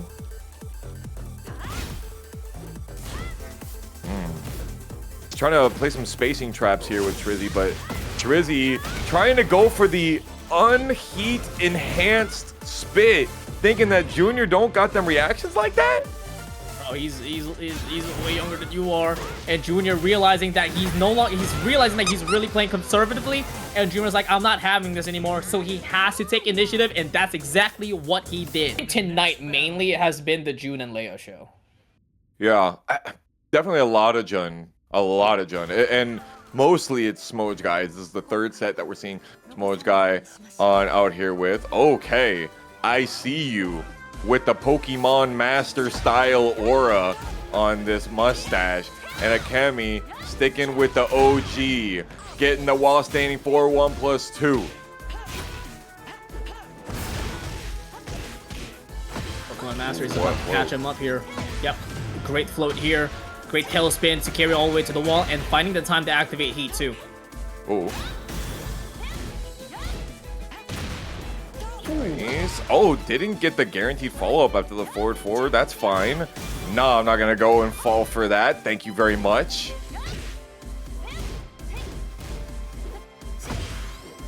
Good blocks as well. Oh, trying to challenge it with a power crush, but Swojguy able to pump the brakes.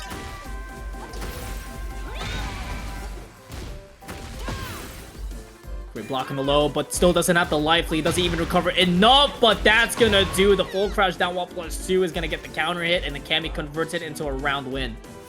The down 4 2+3, another move that got changed in the patch. They made it so it's more consistent that you get that wall standing 3 follow-up.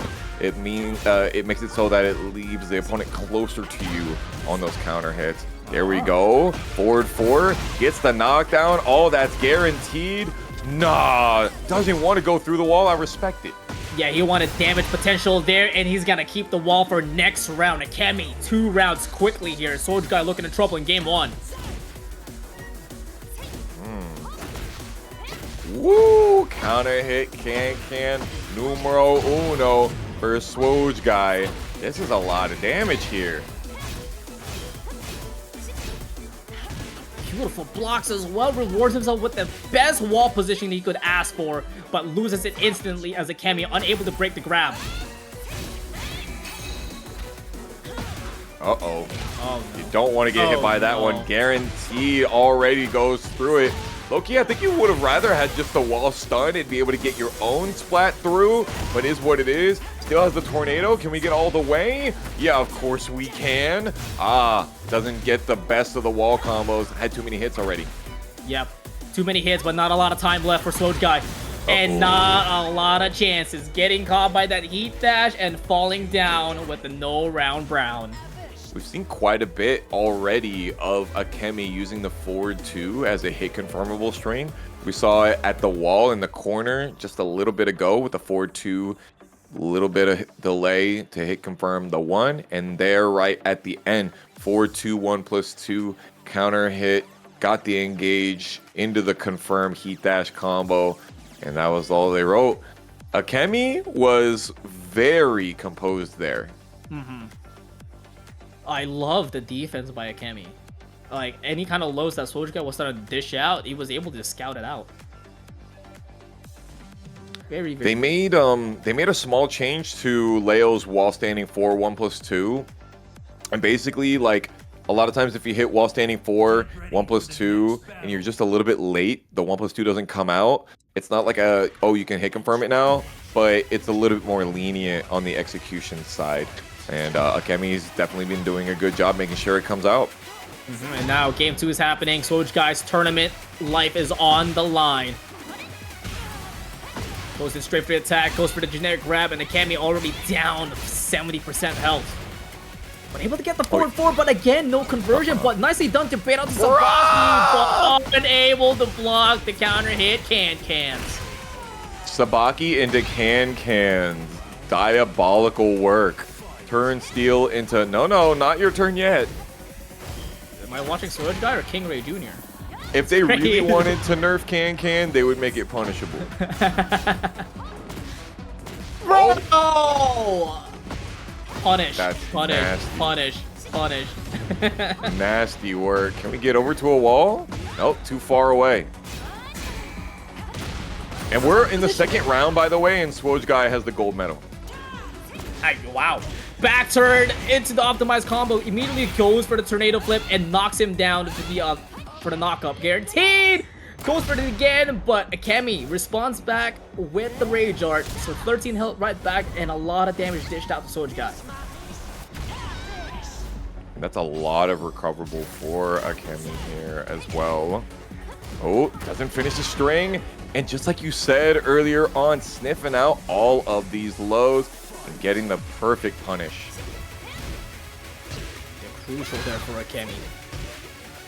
Still in this fight here, Swojguy giving a little bit of respect here, giving a little space, and immediately going back in. Super wow. Slow block still, no punish on both sides. Again, the 4-2-1. Back turn. Got about 60 damage there into a heat engager. Oh boy, you up in the air. Putting on that gold medal style flare. Oh, what a great wall too. Into the unscale. Running 1+2, finish it off. Swojguy on survival point, definitely fighting his way out of it. And remember, folks, he still's got the full light meter. Look at the patience of Akemi too. Oh, heat burst instead of the wall standing 3. The mayor would not be happy with you, but who gives a damn? You got the combo. Oh, and you saw the toe smash. Look at that shimmy you saw right there. Ugh. Yeah, let me take a step back and get the punish. Set point versus survival point. Yo, that was a sick sequence. But Swojguy able to get the first hit with the down jab into the side step 4. Great choreograph. Side step 4. +6 on block, let's not forget. And yet another can counter hit. That's like the 4th one Akemi's gotten hit with. He's getting bodied by the throw, and the body hits the flow. And you gotta get up if you wanna not get hit by that one. Akemi has to go at it again for game 3.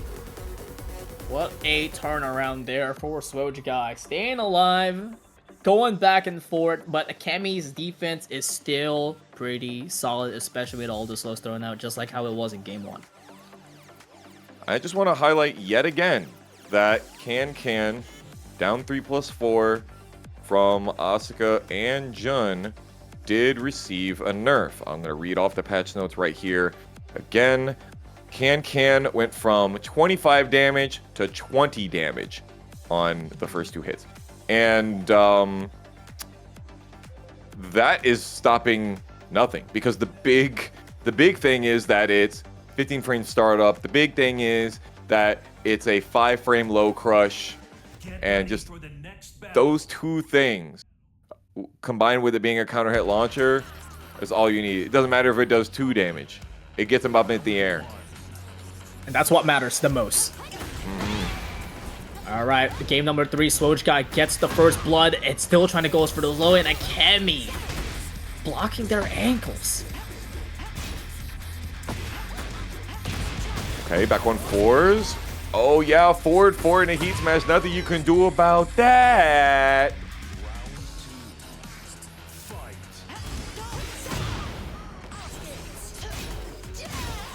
Okay. We're mixing sequences here consistently here from Swojguy. He's really trying to manipulate the timing, or Swojguy trying to get the important counter hit, but Akemi is not present until then. Swojguy catches Akemi reaching with that Sabaki. Now he's got a sidewall axis. Ooh, whiffing. Still staying on top.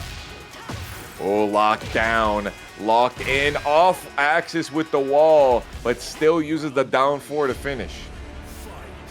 And Akemi is on set point already. Swojguy, one more chance here. Tournament life on the line. 4-2-1, hit confirm yet again. Oh, we're using the 1-2 strings. Swojguy, puts themselves in a bad position. I don't know if he wanted that, but able to get that counter hit grab though, and just like that, Swojguy now has a positioning here, able to get the knockup guaranteed. And Akemi looking in trouble here. Swojguy could potentially give us another round here. Oh no, but gets caught by a natural hit, not counter hit, but low wall access there, so unable to get a full combo. 4-4-2-1 attempts. Not seeing parries from Swojguy there. Akemi still alive using the forward 4, and yet another one of those turnaround throws. This one getting the good wall splat, but damn! Can't finish the combo proper.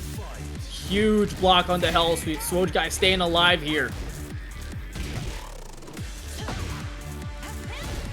Still playing on the same pacing here, but Swojguy able to using that homing move blocks, but Akemi still reaches out and gets caught by this heat engager. Now Swojguy able to capitalize and convert that float combo. And give themselves that great positioning. Yeah. Both of them going for the jab strings right there. Akemi's taking a little bit of extra damage from the wall. And here it is. Final round. Hit it or quit it right now for TNS first of Season 3. Swojguy fighting all the way from 0-2. Can he close it out? Akemi now on the initiative here. And putting Swojguy all the way to the wall, but gets caught by yet another can out of Swojguy. And this is the one that mattered the most. Knows that the wall is right there thanks to the heat burst. Oh, thank God you broke that throw. That would have been it. 30 seconds to play. Goes for the Sabaki, catches him, activating the heat burst, and Swojguy in great positioning here, but Akemi still not out yet. 20 seconds to play with a lot of great health to recover. Able to get that while standing for 1+2 in the heat dash to get the health back, and now has the lead. It catches Swojguy with a back 1-4. Akemi stays alive, keeps himself composed, and eliminates Swojguy out of TNS 108.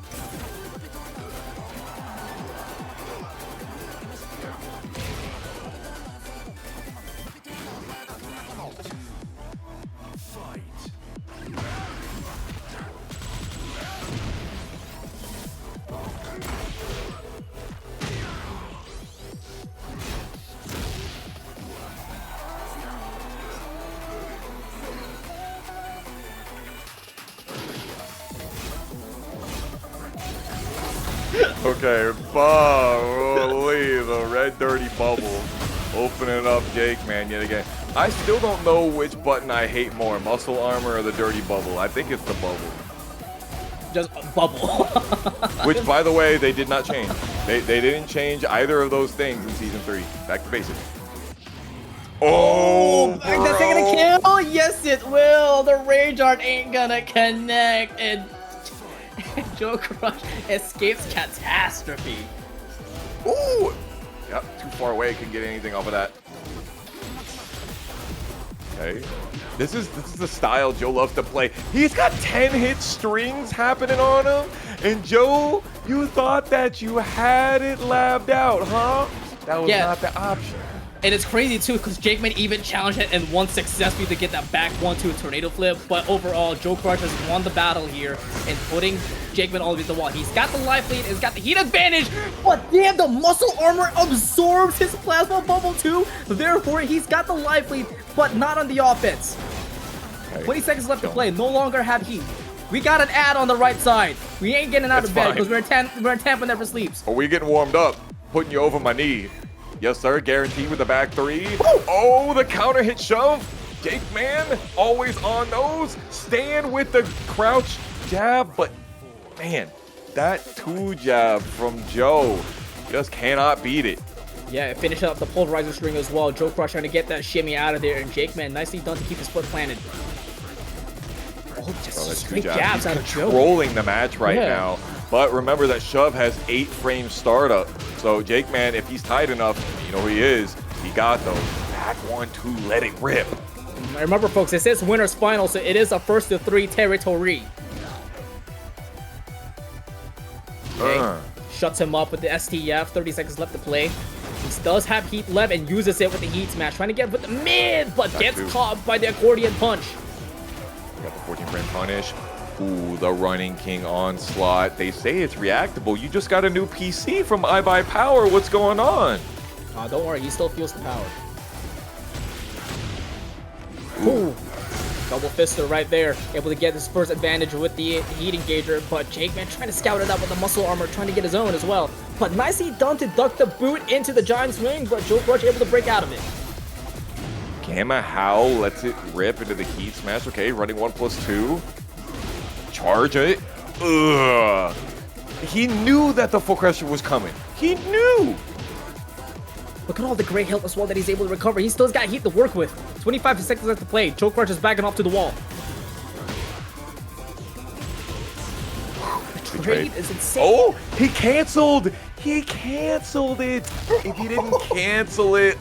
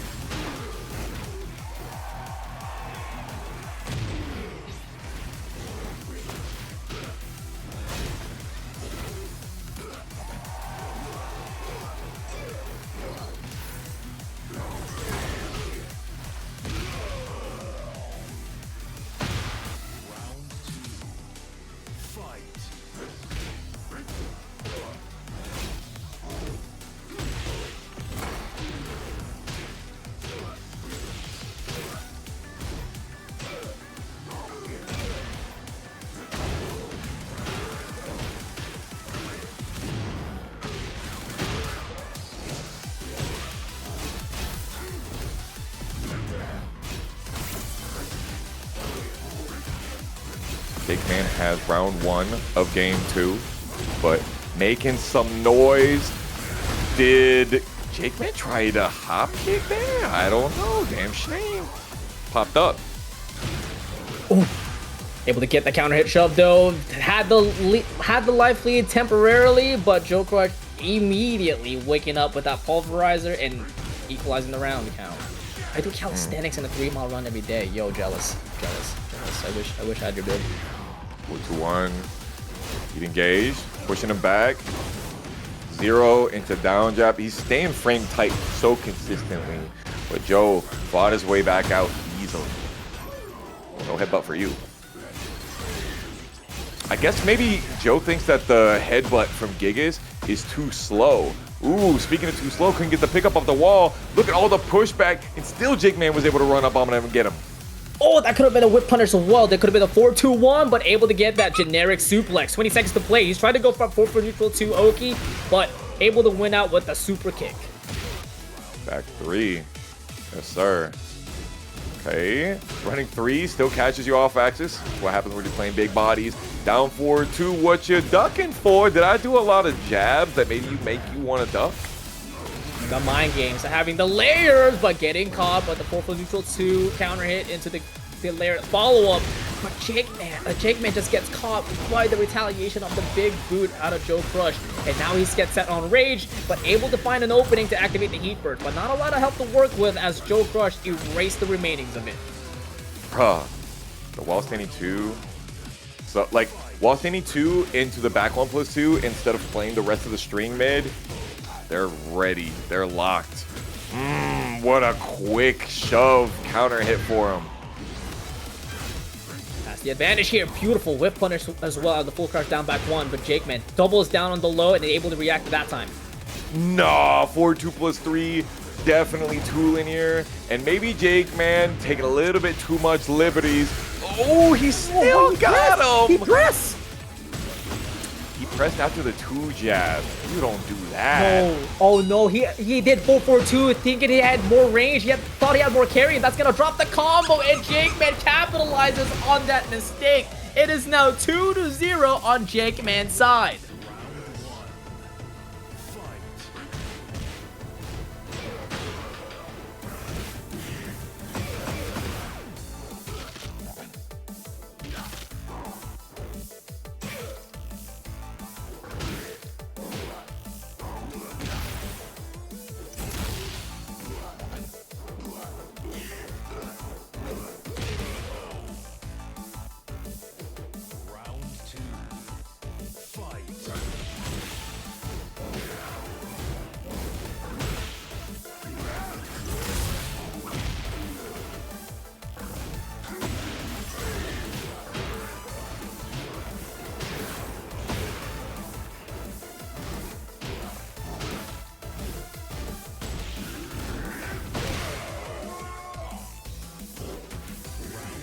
He went for the OG punish of Atlas Hammer, even though Atlas Hammer is now more punishable. I think you can get hop kick punish from King. King mains, let me know, have you done the lab work yet? Boom. Well, how many King mains are there remaining? Sandy's quit. JakeMan's the left one, and he's gonna throw out that right hook with that rage art. Staying alive here. Hold on, JakeMan's on 2 rounds. He's on set point, by the way, to send JoeCrush to lose his final 3-0. With that rage art, that's crazy. 4-4-2. Joe wakes up into it, tries to go for Black Bomb. He says, "Get off of me with the railgun. I'm back up in your face." 30 seconds to play. That could have been a huge whip punish there with a 4-2-1. Doesn't capitalize, but still going on that back 3. Oh my god. If he gets the wall splat, this is it right here. All he needs is the running power bomb. But he said, I got more than that. I want to make sure I'm on access. He doesn't finish. Holy. Generic down 4, which by the way, King's is 14 frames instead of 12 frames. So there's that much more risk. My carne is out of fries. But we got a whole meal coming up for a loser semis. Shadow20Z versus Chaotic Perfection. Let's go. You got me hungry. I know Shadow is finna show us. Now, if there is one character that got lots and lots of down arrows, it is Shadow20Z's character that he's playing right now, Anna Williams. But can he still keep it going? What do you got to show us here? Chaotic Perfection already showing out. Still debuffed again, applying it twice. And able to get that engagement, the 4-3-2. Able to regain some health back, but Shadow20Z has a little bit of advantage in this matchup right now. Oh, that's very interesting. Wow. Dude, the lab work that Shadow does on a dime, it's crazy, especially with the Sentai stance transition changes. So insane. 10 seconds to play. Nice back sway, trying to punish it with the regular electric there, but able to get that 12 frame punish and getting caught with a down forward 1-2-4. Shadow20Z cleans it up with 3 seconds left to spare. And the QCF1 actually got increased whiff recovery by, I think it's 3 frames. So Chaotic Perfection did have a little bit more time than usual. All right, we like this. Back 1-1, gets the whole combo. Okay, lots of it. Yeah, resplats as well, get some extra damage on, in the meanwhile, but tries to go for the new low. I think that's the new low, right? Mm-hmm. Down 1+2? Yeah, Puka's Desire or something like that. Oh, that's what it is. 18. Got it, gotcha. And then there's the real low, the assassin sweep, low wall splat, but not a problem for Shadow20Z. He's able to activate the heat burst to extend the combo and stops on him to puts themselves on match point. Puka's Misfortune is the name of the new down 1+2, the bazooka that she throws at you from long range. Oh, we're dancing, rolling under. You thought about doing a jab string? Let me show you. Yeah, but the combo does get dropped, and Shadow20Z activates the power crush to push him away. Puka's Misfortune able to connect that time and trying to get the plus frame into the Assassin's Dagger. Whoa. Turn the propane on, flame it down, plenty of heat. That's exactly what Chaotic Perfection needed right here. Can we keep the combo right? Holy, and the wall combo tight. Yep, and catches him ducking on the yen, and Chaotic Perfection securing around and giving us an extra gameplay.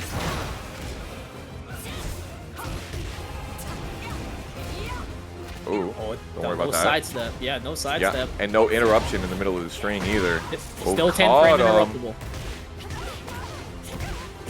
Launch. Okay. Chaotic Perfection grabs from all the way over there. What the hell?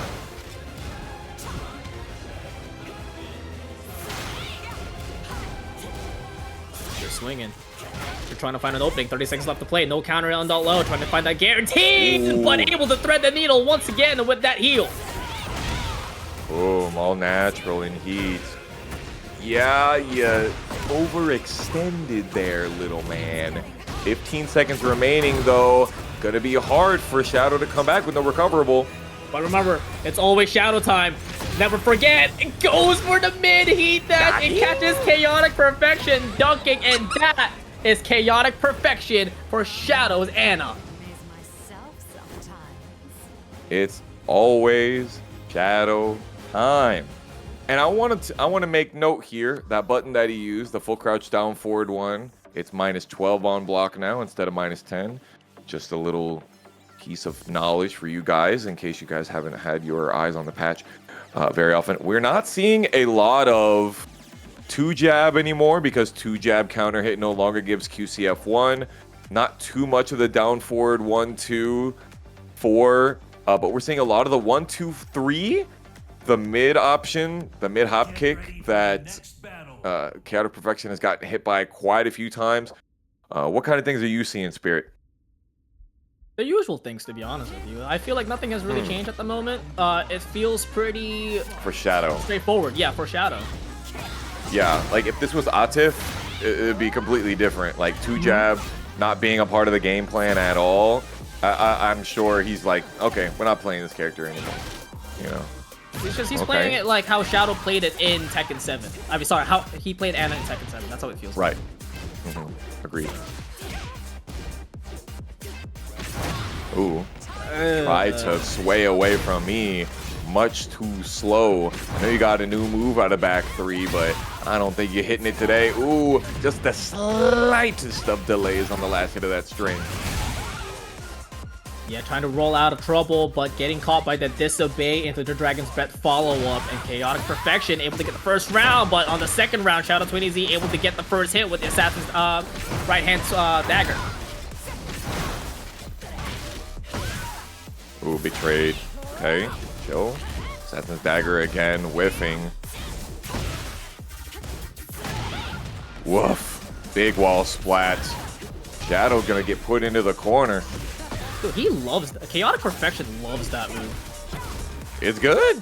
It's so good. Oh, the second hit of the Tsunami kick.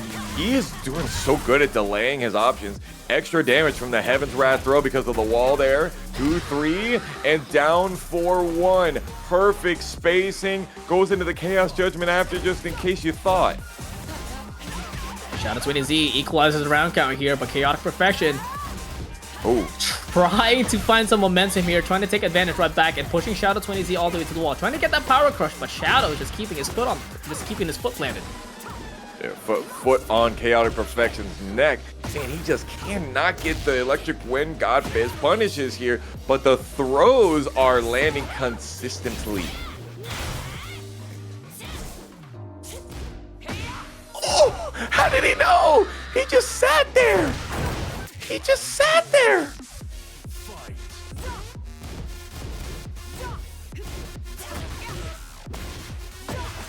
Bro. Oh, off axis. Finally stepping to the right. Stopping Shadow's oppression. Putting some on himself. Initial 3 again. He loves that button. Ooh, I like. No, man, the old classic, the keep out, the Assassin's Dagger. Catches the President all the way to the wall with a heat dash and steps on him, but doesn't secure the game. Chaotic Perfection has a chance. And it gets shut down. You get me once on that one, but you ain't getting me a second time. Shout out 20Z closes that round and has a 2-game advantage. Remember, folks, loser semis, first to 3 territory from here on out. I like how I'm still seeing Shadow do some data acquisition. Like, he did the first hit of the Hammer Chance 2 string, did not do anything afterwards. To be like, all right, Chaotic, what do you like to do after I hit this button? And Chaotic went for a backdash. It's like, okay, so you don't like to just sit there, try to twitch duck, and get something done after that. Cool, now I know that. Now I know that's your, like, first instinct. Could be different next time that Chaotic Perfection sees it, but just like, even though Shadow is so in control, he's still taking moments to be able to create new opportunities in the future. No interruption again. Oh, yikes. The old classic there. The full crouch mix into the right hand sweep. Shadow 20Z. Bringing out the mix, but Chaotic Perfection able to wake There's that up. nerf. Yeah, able to roll out, and therefore able to evade the right hand sweep. It is the nerf that happened during Season 3. Yep. It is now more susceptible to lateral movement, which we love. That's a back to basics change that I'm talking about. Tries to sidestep right. You know, they said that the tracking on that would be reduced. That's what the patch notes say. Yeah, yeah. And some of it does work, and some of it doesn't work. Yeah. Okay, another one. I'll go for it again. See if I care. I'm 2 games up right now. Yo, what's up, Tento? Talked about you earlier. Yo, Tento. Dry rub or wet wings? What do you want? Victor is funny now. He is super funny right now. We didn't get a chance to see him tonight though. Chaotic Perfection. Trying to put Shadow up against this wall and keep him there. All right, working out pretty good. Got the full 4-2 into the heat engage. Can he keep it on? Denied the perfect though. 30 seconds left to play. Not a lot of health to work with. Shadow 20C has heat, but no more health to work with. Shadow time denied, and Chaotic Perfection is on survival point. Still finishing that string. Shadow says you won't. Chaotic says yes, that I will. Down forward 1-2, heat engage. Chaotic Perfection has been doing so good at getting these heat engagers in this game.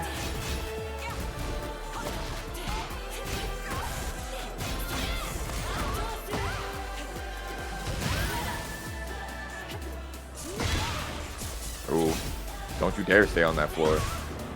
Again, The little delays. He's just full sense that 1-1-2, and everybody is getting caught by that. Shadow 20Z able to get the parry, but unable to get the round. Chaotic Perfection forces another game.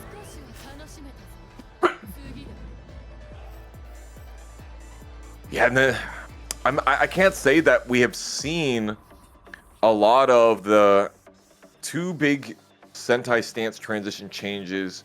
One was 1-1-2, and then the other is Heaven's Wrath 1. If I'm not mistaken, I gotta double check. I gotta be honest with you guys. There are 40 characters in the game, and it's kind of hard to remember every single little thing, even though we do our damnedest to try out here. But what I do see is a lot of 4 neutral 3. I see a lot of Chaotic Perfection getting those little tiny delays in those strings and it paying off super well. Yes, sir. Yes, sir. We're about to find out here if he can carry that momentum. Yo, Bomb, thank you so much for the raid with a party of 113. I hope you have a great stream, and welcome to Tampa Never Sleeps Tekken 8 108. We're here at loser semis, and Shadow 20Z is trying to close out this match. He's applying so many debuffs, and Chaotic Perfection looking in trouble with a lot of great health to recover. Can we talk about how he was able to do the 4-4-3 bazooka 3 times, still had heat after that. Down 1+2, still rocking it. Oh man, the equalizer, popping him up. Able to break the first layer there, but beautiful commitment on the low duck, knowing the high was gonna come out, and able to wait out to get the perfect punish for Chaotic. Down jab, still solid, but definitely gets you blown up there. Another throw, unbreakable this time. Applying pressure with the disobey into the low. It's Shadow20Z. No heat to work with, but have a lot of great health and rage. 20 seconds left to play. He does have Shadow time to work with, but Chaotic Perfection clocks him out with the Power Crush once again. And we're seeing a lot more down jab from Shadow here, especially in the Sentai stance transitions. And we're seeing a little bit of Shadow looking pressured. Yeah, no, like the way that Chaotic Perfection is playing right now is full of confidence. Absolutely. He doesn't look, he doesn't look as stunned as he was in the past 2 games. Like he's the one throwing out electrics and finding openings. But speaking of openings, that right hand sweep is gonna catch you. Okay, still gets the wall running 3. You tech roll off the wall into immediate hop kick. Absolutely respect it. Perfect time to have the Sentai 1-2. Boom. Nicely done for Shadow20Z to stay down because there was only one option left there to get the maximum damage, which is the Tsunami kick into the grab, and that's going to be a balcony break for Chaotic Perfection, letting the time run out and able to secure, yet again, another survival point for Chaotic Perfection. I know Shadow was mashing Rage Art there, low-key. That could have been it. If that Rage Art had come out, Rage did.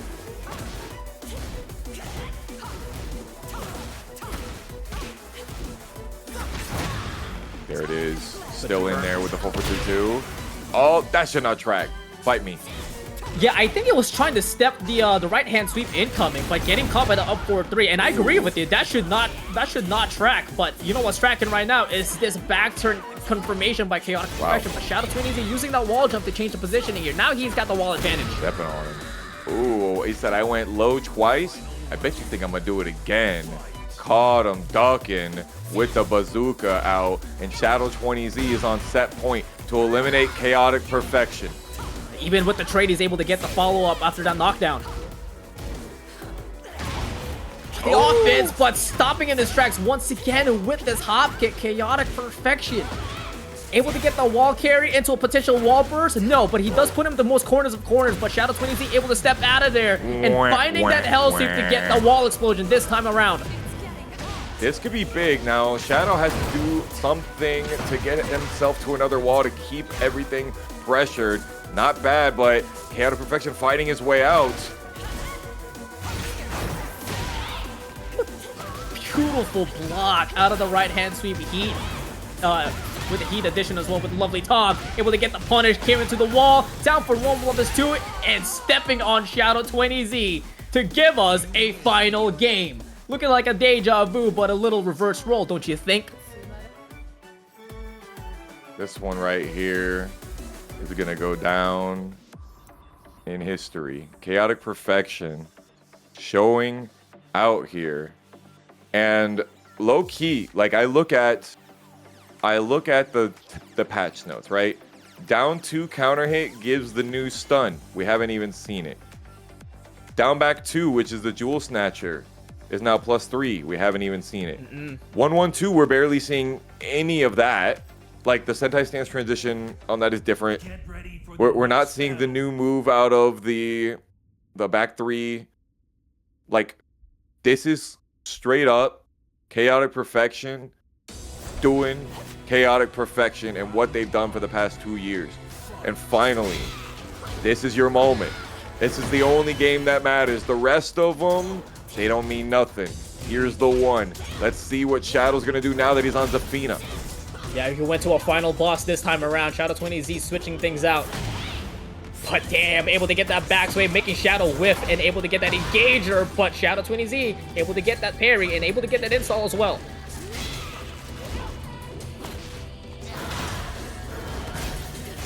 Putting out plenty of the claw. My down forward one's better. Oh, it doesn't get the guaranteed after the heat dash. Not sure what happened there. Just backing away, letting heat run out. 20 seconds left to play. But getting caught by the counter hit. The wall's right there though, but Shadow20Z still able to maximize the damage output. You said it. Hit by the low. We know the punish though. The defense right now by Chaotic Perfection, though, is on point. Able to get the sweep. He's got the lead now, and he catches Shadow 20Z. Dunk it. Chaotic Perfection is officially on the lead. The movement. Oh my god. Up forward 4. It's so good in this matchup just because those stances where you're floated, you actually get a tornado. It's got such a great hitbox. Too many hop kicks. They're finally getting a whip punish out of that and able to regain a lot of health. But, you know, if it ain't broke, don't fix it. Another hop kick out of Chaotic Perfection, able to connect. And you duck under. The wall running 1+2. A lot of times it can be hard. Got the parry. Hasn't spent the anathema. Spends it here. Heat makes it go away. And so for that does your light.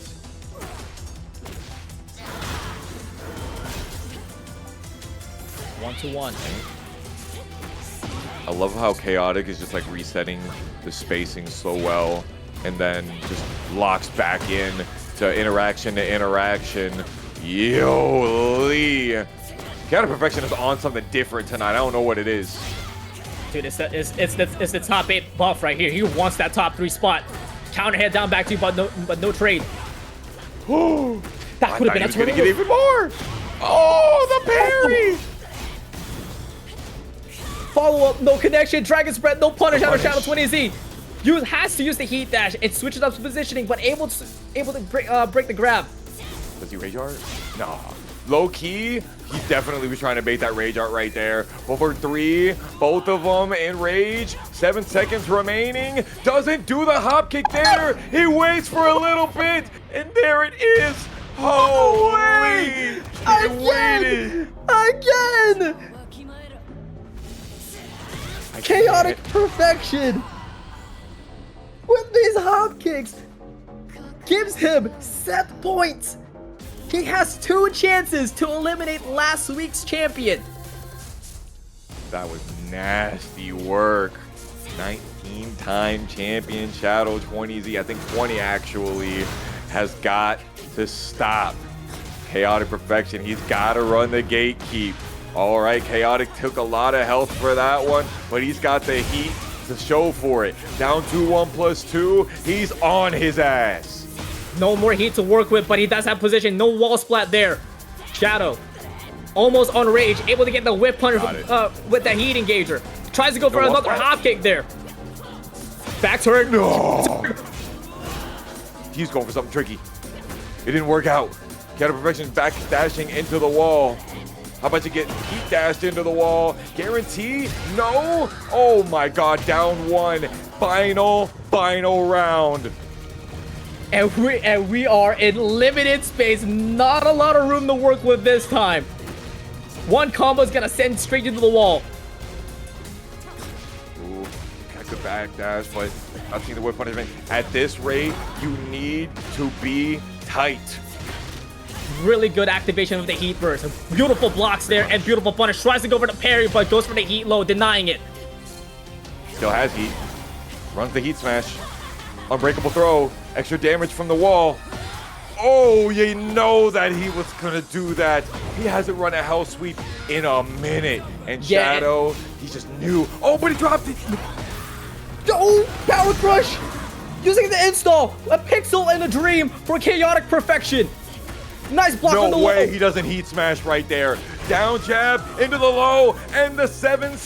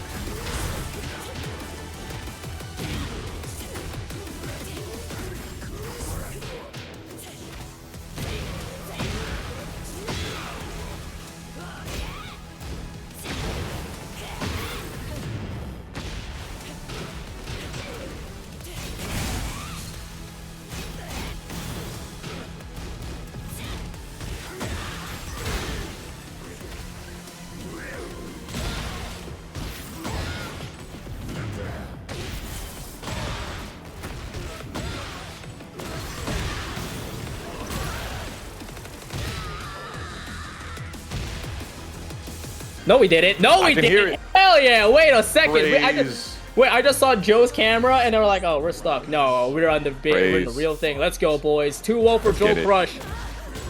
Let's get it. Last chance for Chaotic Perfection. All right, Chaotic saying, I don't want to get poked 6 times again. You could just let me back up a little bit. Oh no, there will be none of that. Big low parry. Shift it. Swing it. Pendulum. Oh. Recover crouching. Didn't get nothing. Look at him just playing that keep out with just down jabs and backing off. Just jumping right there. Trying to get... Yeah, wow. Interesting option there for the electric, knowing he's going to go for crouching, knowing that's going to get crushed as well. Oh, damn. Side step 2. Catches him out the air. Sentai. Doesn't go war god kick. Tries to go for some Oki. Interesting wall standing 1+2. Definitely did not expect that. Forward 1 stops him. Goes for the low parry. Into the rage art. Do we get the kill, Spirit? I don't know. This is the highest damage output. The question is, does it kill? It does not. Oh, that's good Oki too. He says I don't need heat. Oh, down jab. That's correct on so many Gamma stance transitions. Down jab is your option that beats so many, and especially the quickest options. Oh, what a jab counter there out of the whirlwind punch. Joe trying to catch and press in there into a tornado flip, but Chaotic Perfection able to convert that to a heat engager instead. Ooh, first hit got eaten up, down forward 1, 2, second hit comes through, and yet another launch from Chaotic Perfection under the high. He's got to maintain that feeling, man. 2 rounds up to none. Chaotic Perfection is on survival point. He's got the stream magic on his side now. Absorbed. The propane is on. Oh, back at you. Double on the burner. Adding gasoline to the fire. First one to get extinguished is Joe with the back 1-2 and finishes the pulverizer string, and Chaotic Perfection got pressing. Ooh. You're not gonna parry the third hit. I know you want to. Oh, too far away. Pop kick again with the counter hit to add insult to injury. Chaotic Perfection does not have heat to work with. Both of them have no heat to work with, but Chaotic Perfection does have the life lead temporarily. Break that. Oh, he went for something big there. Got the punch parry. Nothing doing after. 4 seconds. You're shimmying a little bit too hard, my man. JoeCrush still coming away with it, but Chaotic Perfection had that round to play with. Unfortunately, he threw it all away. Didn't know time was running out. Went backwards instead. We start the mental here on round 4.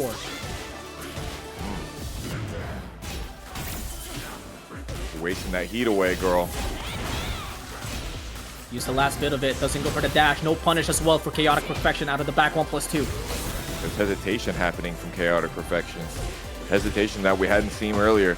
I will say, the whiff punishment hasn't been what has gotten Chaotic Perfection this far. It's been the reads, those hop kicks, and just like that great read right there that we saw. Oh, we got more Oki. That's another one. Sequences finally lets the down back 2 rip. +3 now as of the patch notes. Not that it matters, because that was the game ender. Yes, sir. We got more games to work with here at Losers Final. We got Chaotic Perfection staying alive. Now remember what happened on the last game. JoeCrush played his food a little bit, eventually catching him with the last minute rage art. Chaotic Perfection does not want that to happen again. Okay. I think a smaller stage eats Chaotic Perfection alive here. Get ready for the next battle. Because the big stage really allowed Chaotic Perfection to disengage easily off of Joe. And now here, I don't know, this might be okay because the tech roll situations are what Chaotic Perfection wants for their Oki. Well, this is the first map that we had, the first stage that we had in this Losers Final set where JoeCrush did take it against Chaotic Perfection. So he's going to get the run back here to trying to equalize the set score. Great whiff punishes with a 4-4-2 and catches him ducking with that one. Heat engager to get the wall splat. It should be able to secure the kill with the down 2. Exactly what I was talking about right there, right? Tech rolls and has to deal with this mix that Chaotic Perfection has perfected over the past 2 years of playing Reina. Oh, Joe said he's feeling himself now. Okay. Yeah, he's feeling hot here. And Chaotic Perfection got a little too antsy. Getting caught by the counter hit launcher there for JoeCrush, standing into the wall. And now getting caught by the headbutt. And just like that, JoeCrush equalizes the round count in game 4. Yeah, I got a feeling that that was maybe a down jab. We've seen a lot of down jab from the Gamma stance transitions earlier. Okay. Oh boy, guaranteed. That's one of the #1 things that is really going Joe's way. But the hop kick yet again, Chaotic Perfection finding the moment. It's been such a staple in his moveset here tonight. 30 seconds left to play, no heat to work with for both sides. JoeCrush does have a lot of great health to recover. Goes for the 1-2-2, keeps the range in position. 3+ frame situations in a row. Uh-oh. Doesn't have heat or anything. We break that. Deal with it. Full crouch down back 1. Hella plus on block. Into the full crouch mix. One of the most dastardly situations, especially with your back up against the wall. Oh no. Ground 0 is the name of that throw. And it's looking like a dastardly tragedy for Chaotic Perfection right here. Oh no. Transferring the weight with the body press. Chaotic Perfection down 50% health, trying to go for the grab, but JoeCrush committed on the duck with the pulverizer. Using that 10-frame heat smash already. Chaotic Perfection on rage, had time to activate heat. He has to go in now to try to make a comeback. Ooh. Trying to go for the duck throw. 2 jab yet again. Thought maybe you're going to go for the rest. So a little bit of evasion. Chaotic Perfection is waiting for that moment, but is losing life every moment. And the guaranteed off of the wall standing 2-1 puts Chaotic Perfection down into the ground. All over the place, you know what I'm saying? Dr. JAKEMAN in winner's side of Grand Finals of Tekken Never Sleeps number 108. Hot off of watching these matches like we have been, and Joe is already getting gripped up. Oh, I need it. I wanted it so bad. To get it at the round start, it would be magical, but too good to be true. But JAKEMAN does have a really decent lead here for round 1. Can he close it out though? Oh my god, he's able to crouch the back 3, able to get the headbutt punish. The wall split comes in, but doesn't take the chance, but will catch JAKEMAN, activating the power crush and gets him with the grab. There it is. He's finally showing it off in Grand Finals. That triple plasma stomp bug.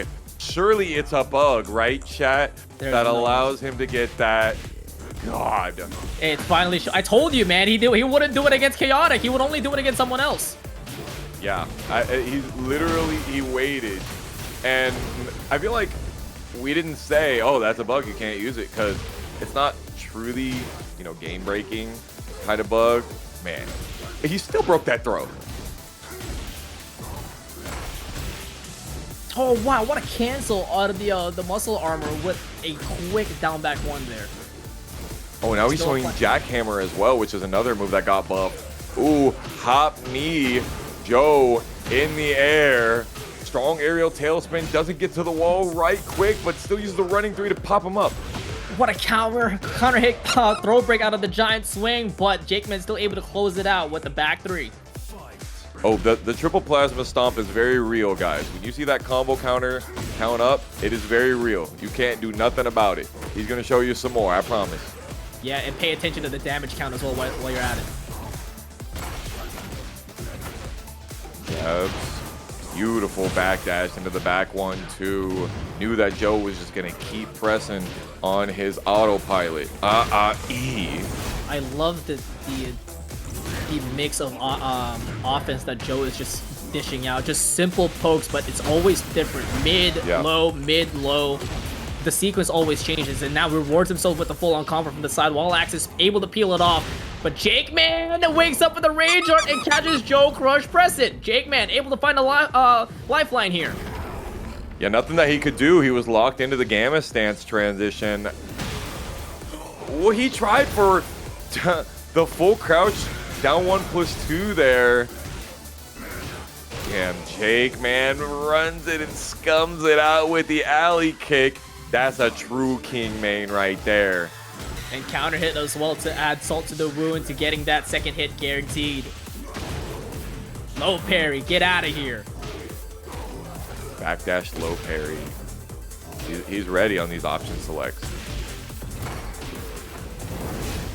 4-3, applying pressure. Nice counter hit break again by JoeCrush, but JakeMan able to get that side step forward 2-1 heat engagement. No wall splat, but he's gonna get some extra wall damage with the giant swing. Never mind, he got thrown to the other side. Doesn't get wall splat for it. Okay, armor to armor, absorb a little bit of it. Cool with that. Back to Joe says, not quite quick enough. JakeMan stays tight, frame tight, and is up game 1. And remember, folks, JakeMan on winner's side, JoeCrush on losers. JakeMan has to win 1 set to win the tournament, while Joe has to get the reset and win another to win tonight's Tekken Never Sleeps. So we got Snarl Gang, and would you say you're Squeak Gang? Get ready for the next battle. Does that work? Would that work? I don't know. Honestly, I'm just a clown. Fox Clown here with us tonight. Relatable. In case you didn't know, Spirit Clown.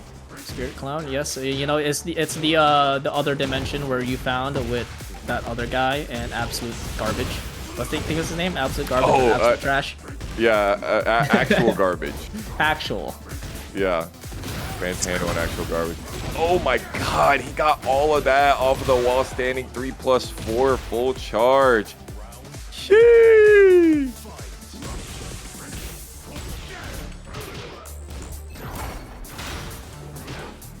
Oh, wow. Bro. Perfect spacing there for JakeMan once again with these hot knees. Yeah, it's like the micro backdashes that he's been doing. They've been getting so much mileage. Micro backdash button, micro backdash power, low parry. Okay, he knew he was gonna cancel that. That's crazy. Ooh, big punish. He was going for it. Clap. It catches him ducking after the clap. Drills him in and does it again. 2 rounds quickly there for JoeCrush, trying to equalize the round, the set count. Another back 1-2 sends it. Knows that the counter hit is coming. I don't know how. Like, he might be doing little counter hit twitch confirms. I'm not sure, but I have not seen a back 1-2 duck from Dr. JakeMan. Dude. Maximum. Oh no, that tornado actually messes up the combo, but still puts him in a good position to close out the round. It's gonna do so with the back 3 once again. JakeMan staying alive. Yo, Rick waiting for his space, man. Appreciate you for the big ups out there. Dang. Joe, sometimes he doesn't even dash forward. He just walks forward and then still is able to block on time. Big punish. Uh-oh. Twist him.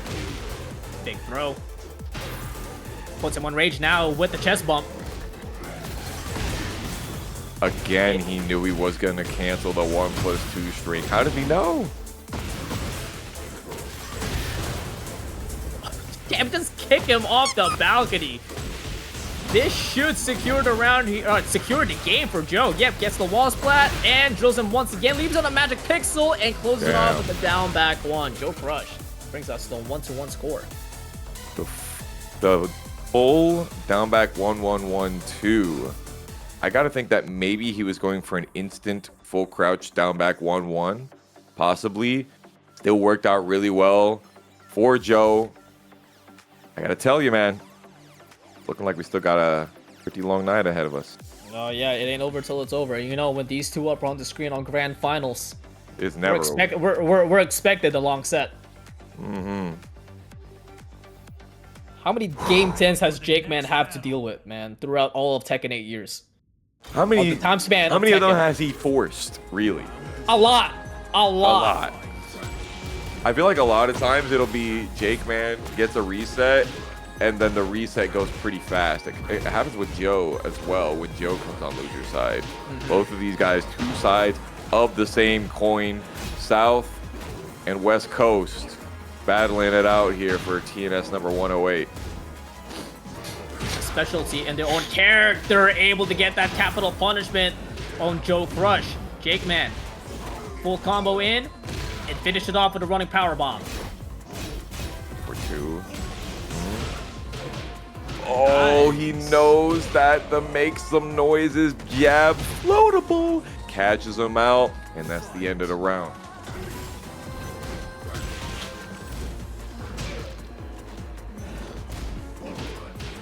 Ooh. Oh, confirmed the counter hit, delayed it a little bit out of the down forward two. Doesn't finish the combo, he wants to go for an extra mix up there with the Wable, but JoeCrush doesn't flinch. Oh, he the flinched that double hook time though. Disaster. He did more than flinch. Got right back up, thought he could keep moving, nothing doing. See, they nerfed the first hit, the down forward two, to make it so that it's more steppable to the right, but they didn't say nothing about the second hit. And when did JAKEMAN decide that capital punishment is a button that he just runs out in grand finals versus Joe? What? He's 2 for 2 right now for capital punishment. Punish that! Uh. Trying to get the call out of the Atlas Hammer that time, but Joe didn't find anything. But however, he's able to recover and able to get that heat engager. Stomped on. Again. Okay. Oh my What a body god! press. And he lost the heat from it. That was cool. Oh no, Another confirmed double hook again. disaster. The third in just this game. Tries to... He knows that he's too far off exit to get the running Jaguar bomb. Goes for this Oki. Joe tech rolls into, and Heat Smash does it. Straight cash for Dr. JAKEMAN. One more game, and he's going to put the cherry on top of TNS 108. But I got to think, JoeCrush got the whipped cream. He got the maraschino. He got the hot fudge. He got the banana. He's not gonna let JAKEMAN finish this one out without his topping. Or will What he the hell am I prove- even talking about right now? Or will he prove that JAKEMAN is the king of the cream of the crop? We're about to find out here at Coliseum of Fate.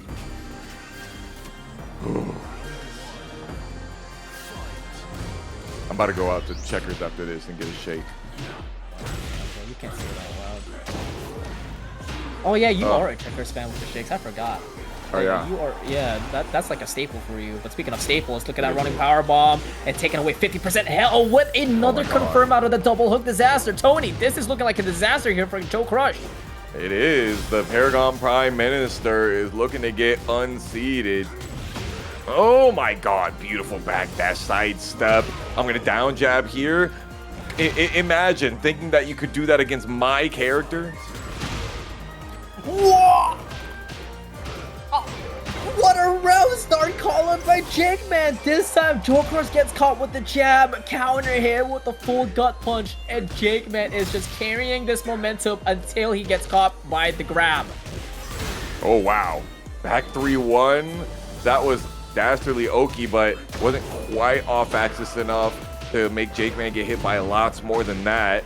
Okay, we got low parries. Another one of the 4-2-1-2 Okis, and yet another heat smashes deja vu from the last round of game 3. And Dr. JAKEMAN, just like that, here on Coliseum of Fate, and he will not get hit by the Atlas Hammer. He's got 3 chances to close this out. Nice punish out of the drill gun with the back 1-2. 3+4, running into him. Waiting to Has see to what keep Joe that. does. No way! He pressed on the last hit of the full crouch down forward 2-1-2. What was he gonna do with that? Brother. No. That script's really good for that. That's like the whole reason you do it. Joe, not out of that one. The JoeCrush special is that when it comes in clutch. Oh no, JAKEMAN's momentum is drastically falling. Do it, I believe in the boy. Oh no, tilt-a-whirl yet again. Back turn as well, so JoeCrush able to capitalize and gives us a set point versus survival point that quickly. Super kick. Land on him. Holy! Sidesteps to the right, knowing that it's gonna make the mid wake-up kick whiff. What? Awareness. Decent life lead and able to get the wake-up option as well to convert it to a full combo. This is gonna be a lot of damage all the way to the wall. Charge it all the way. Doesn't go for the running Jaguar. Oki knows that Joe is way too familiar with it. Just needs a single tippity tap at a toe. And just as the final button of Winner's Final was, so is it here yet again. JAKEMAN is your champion.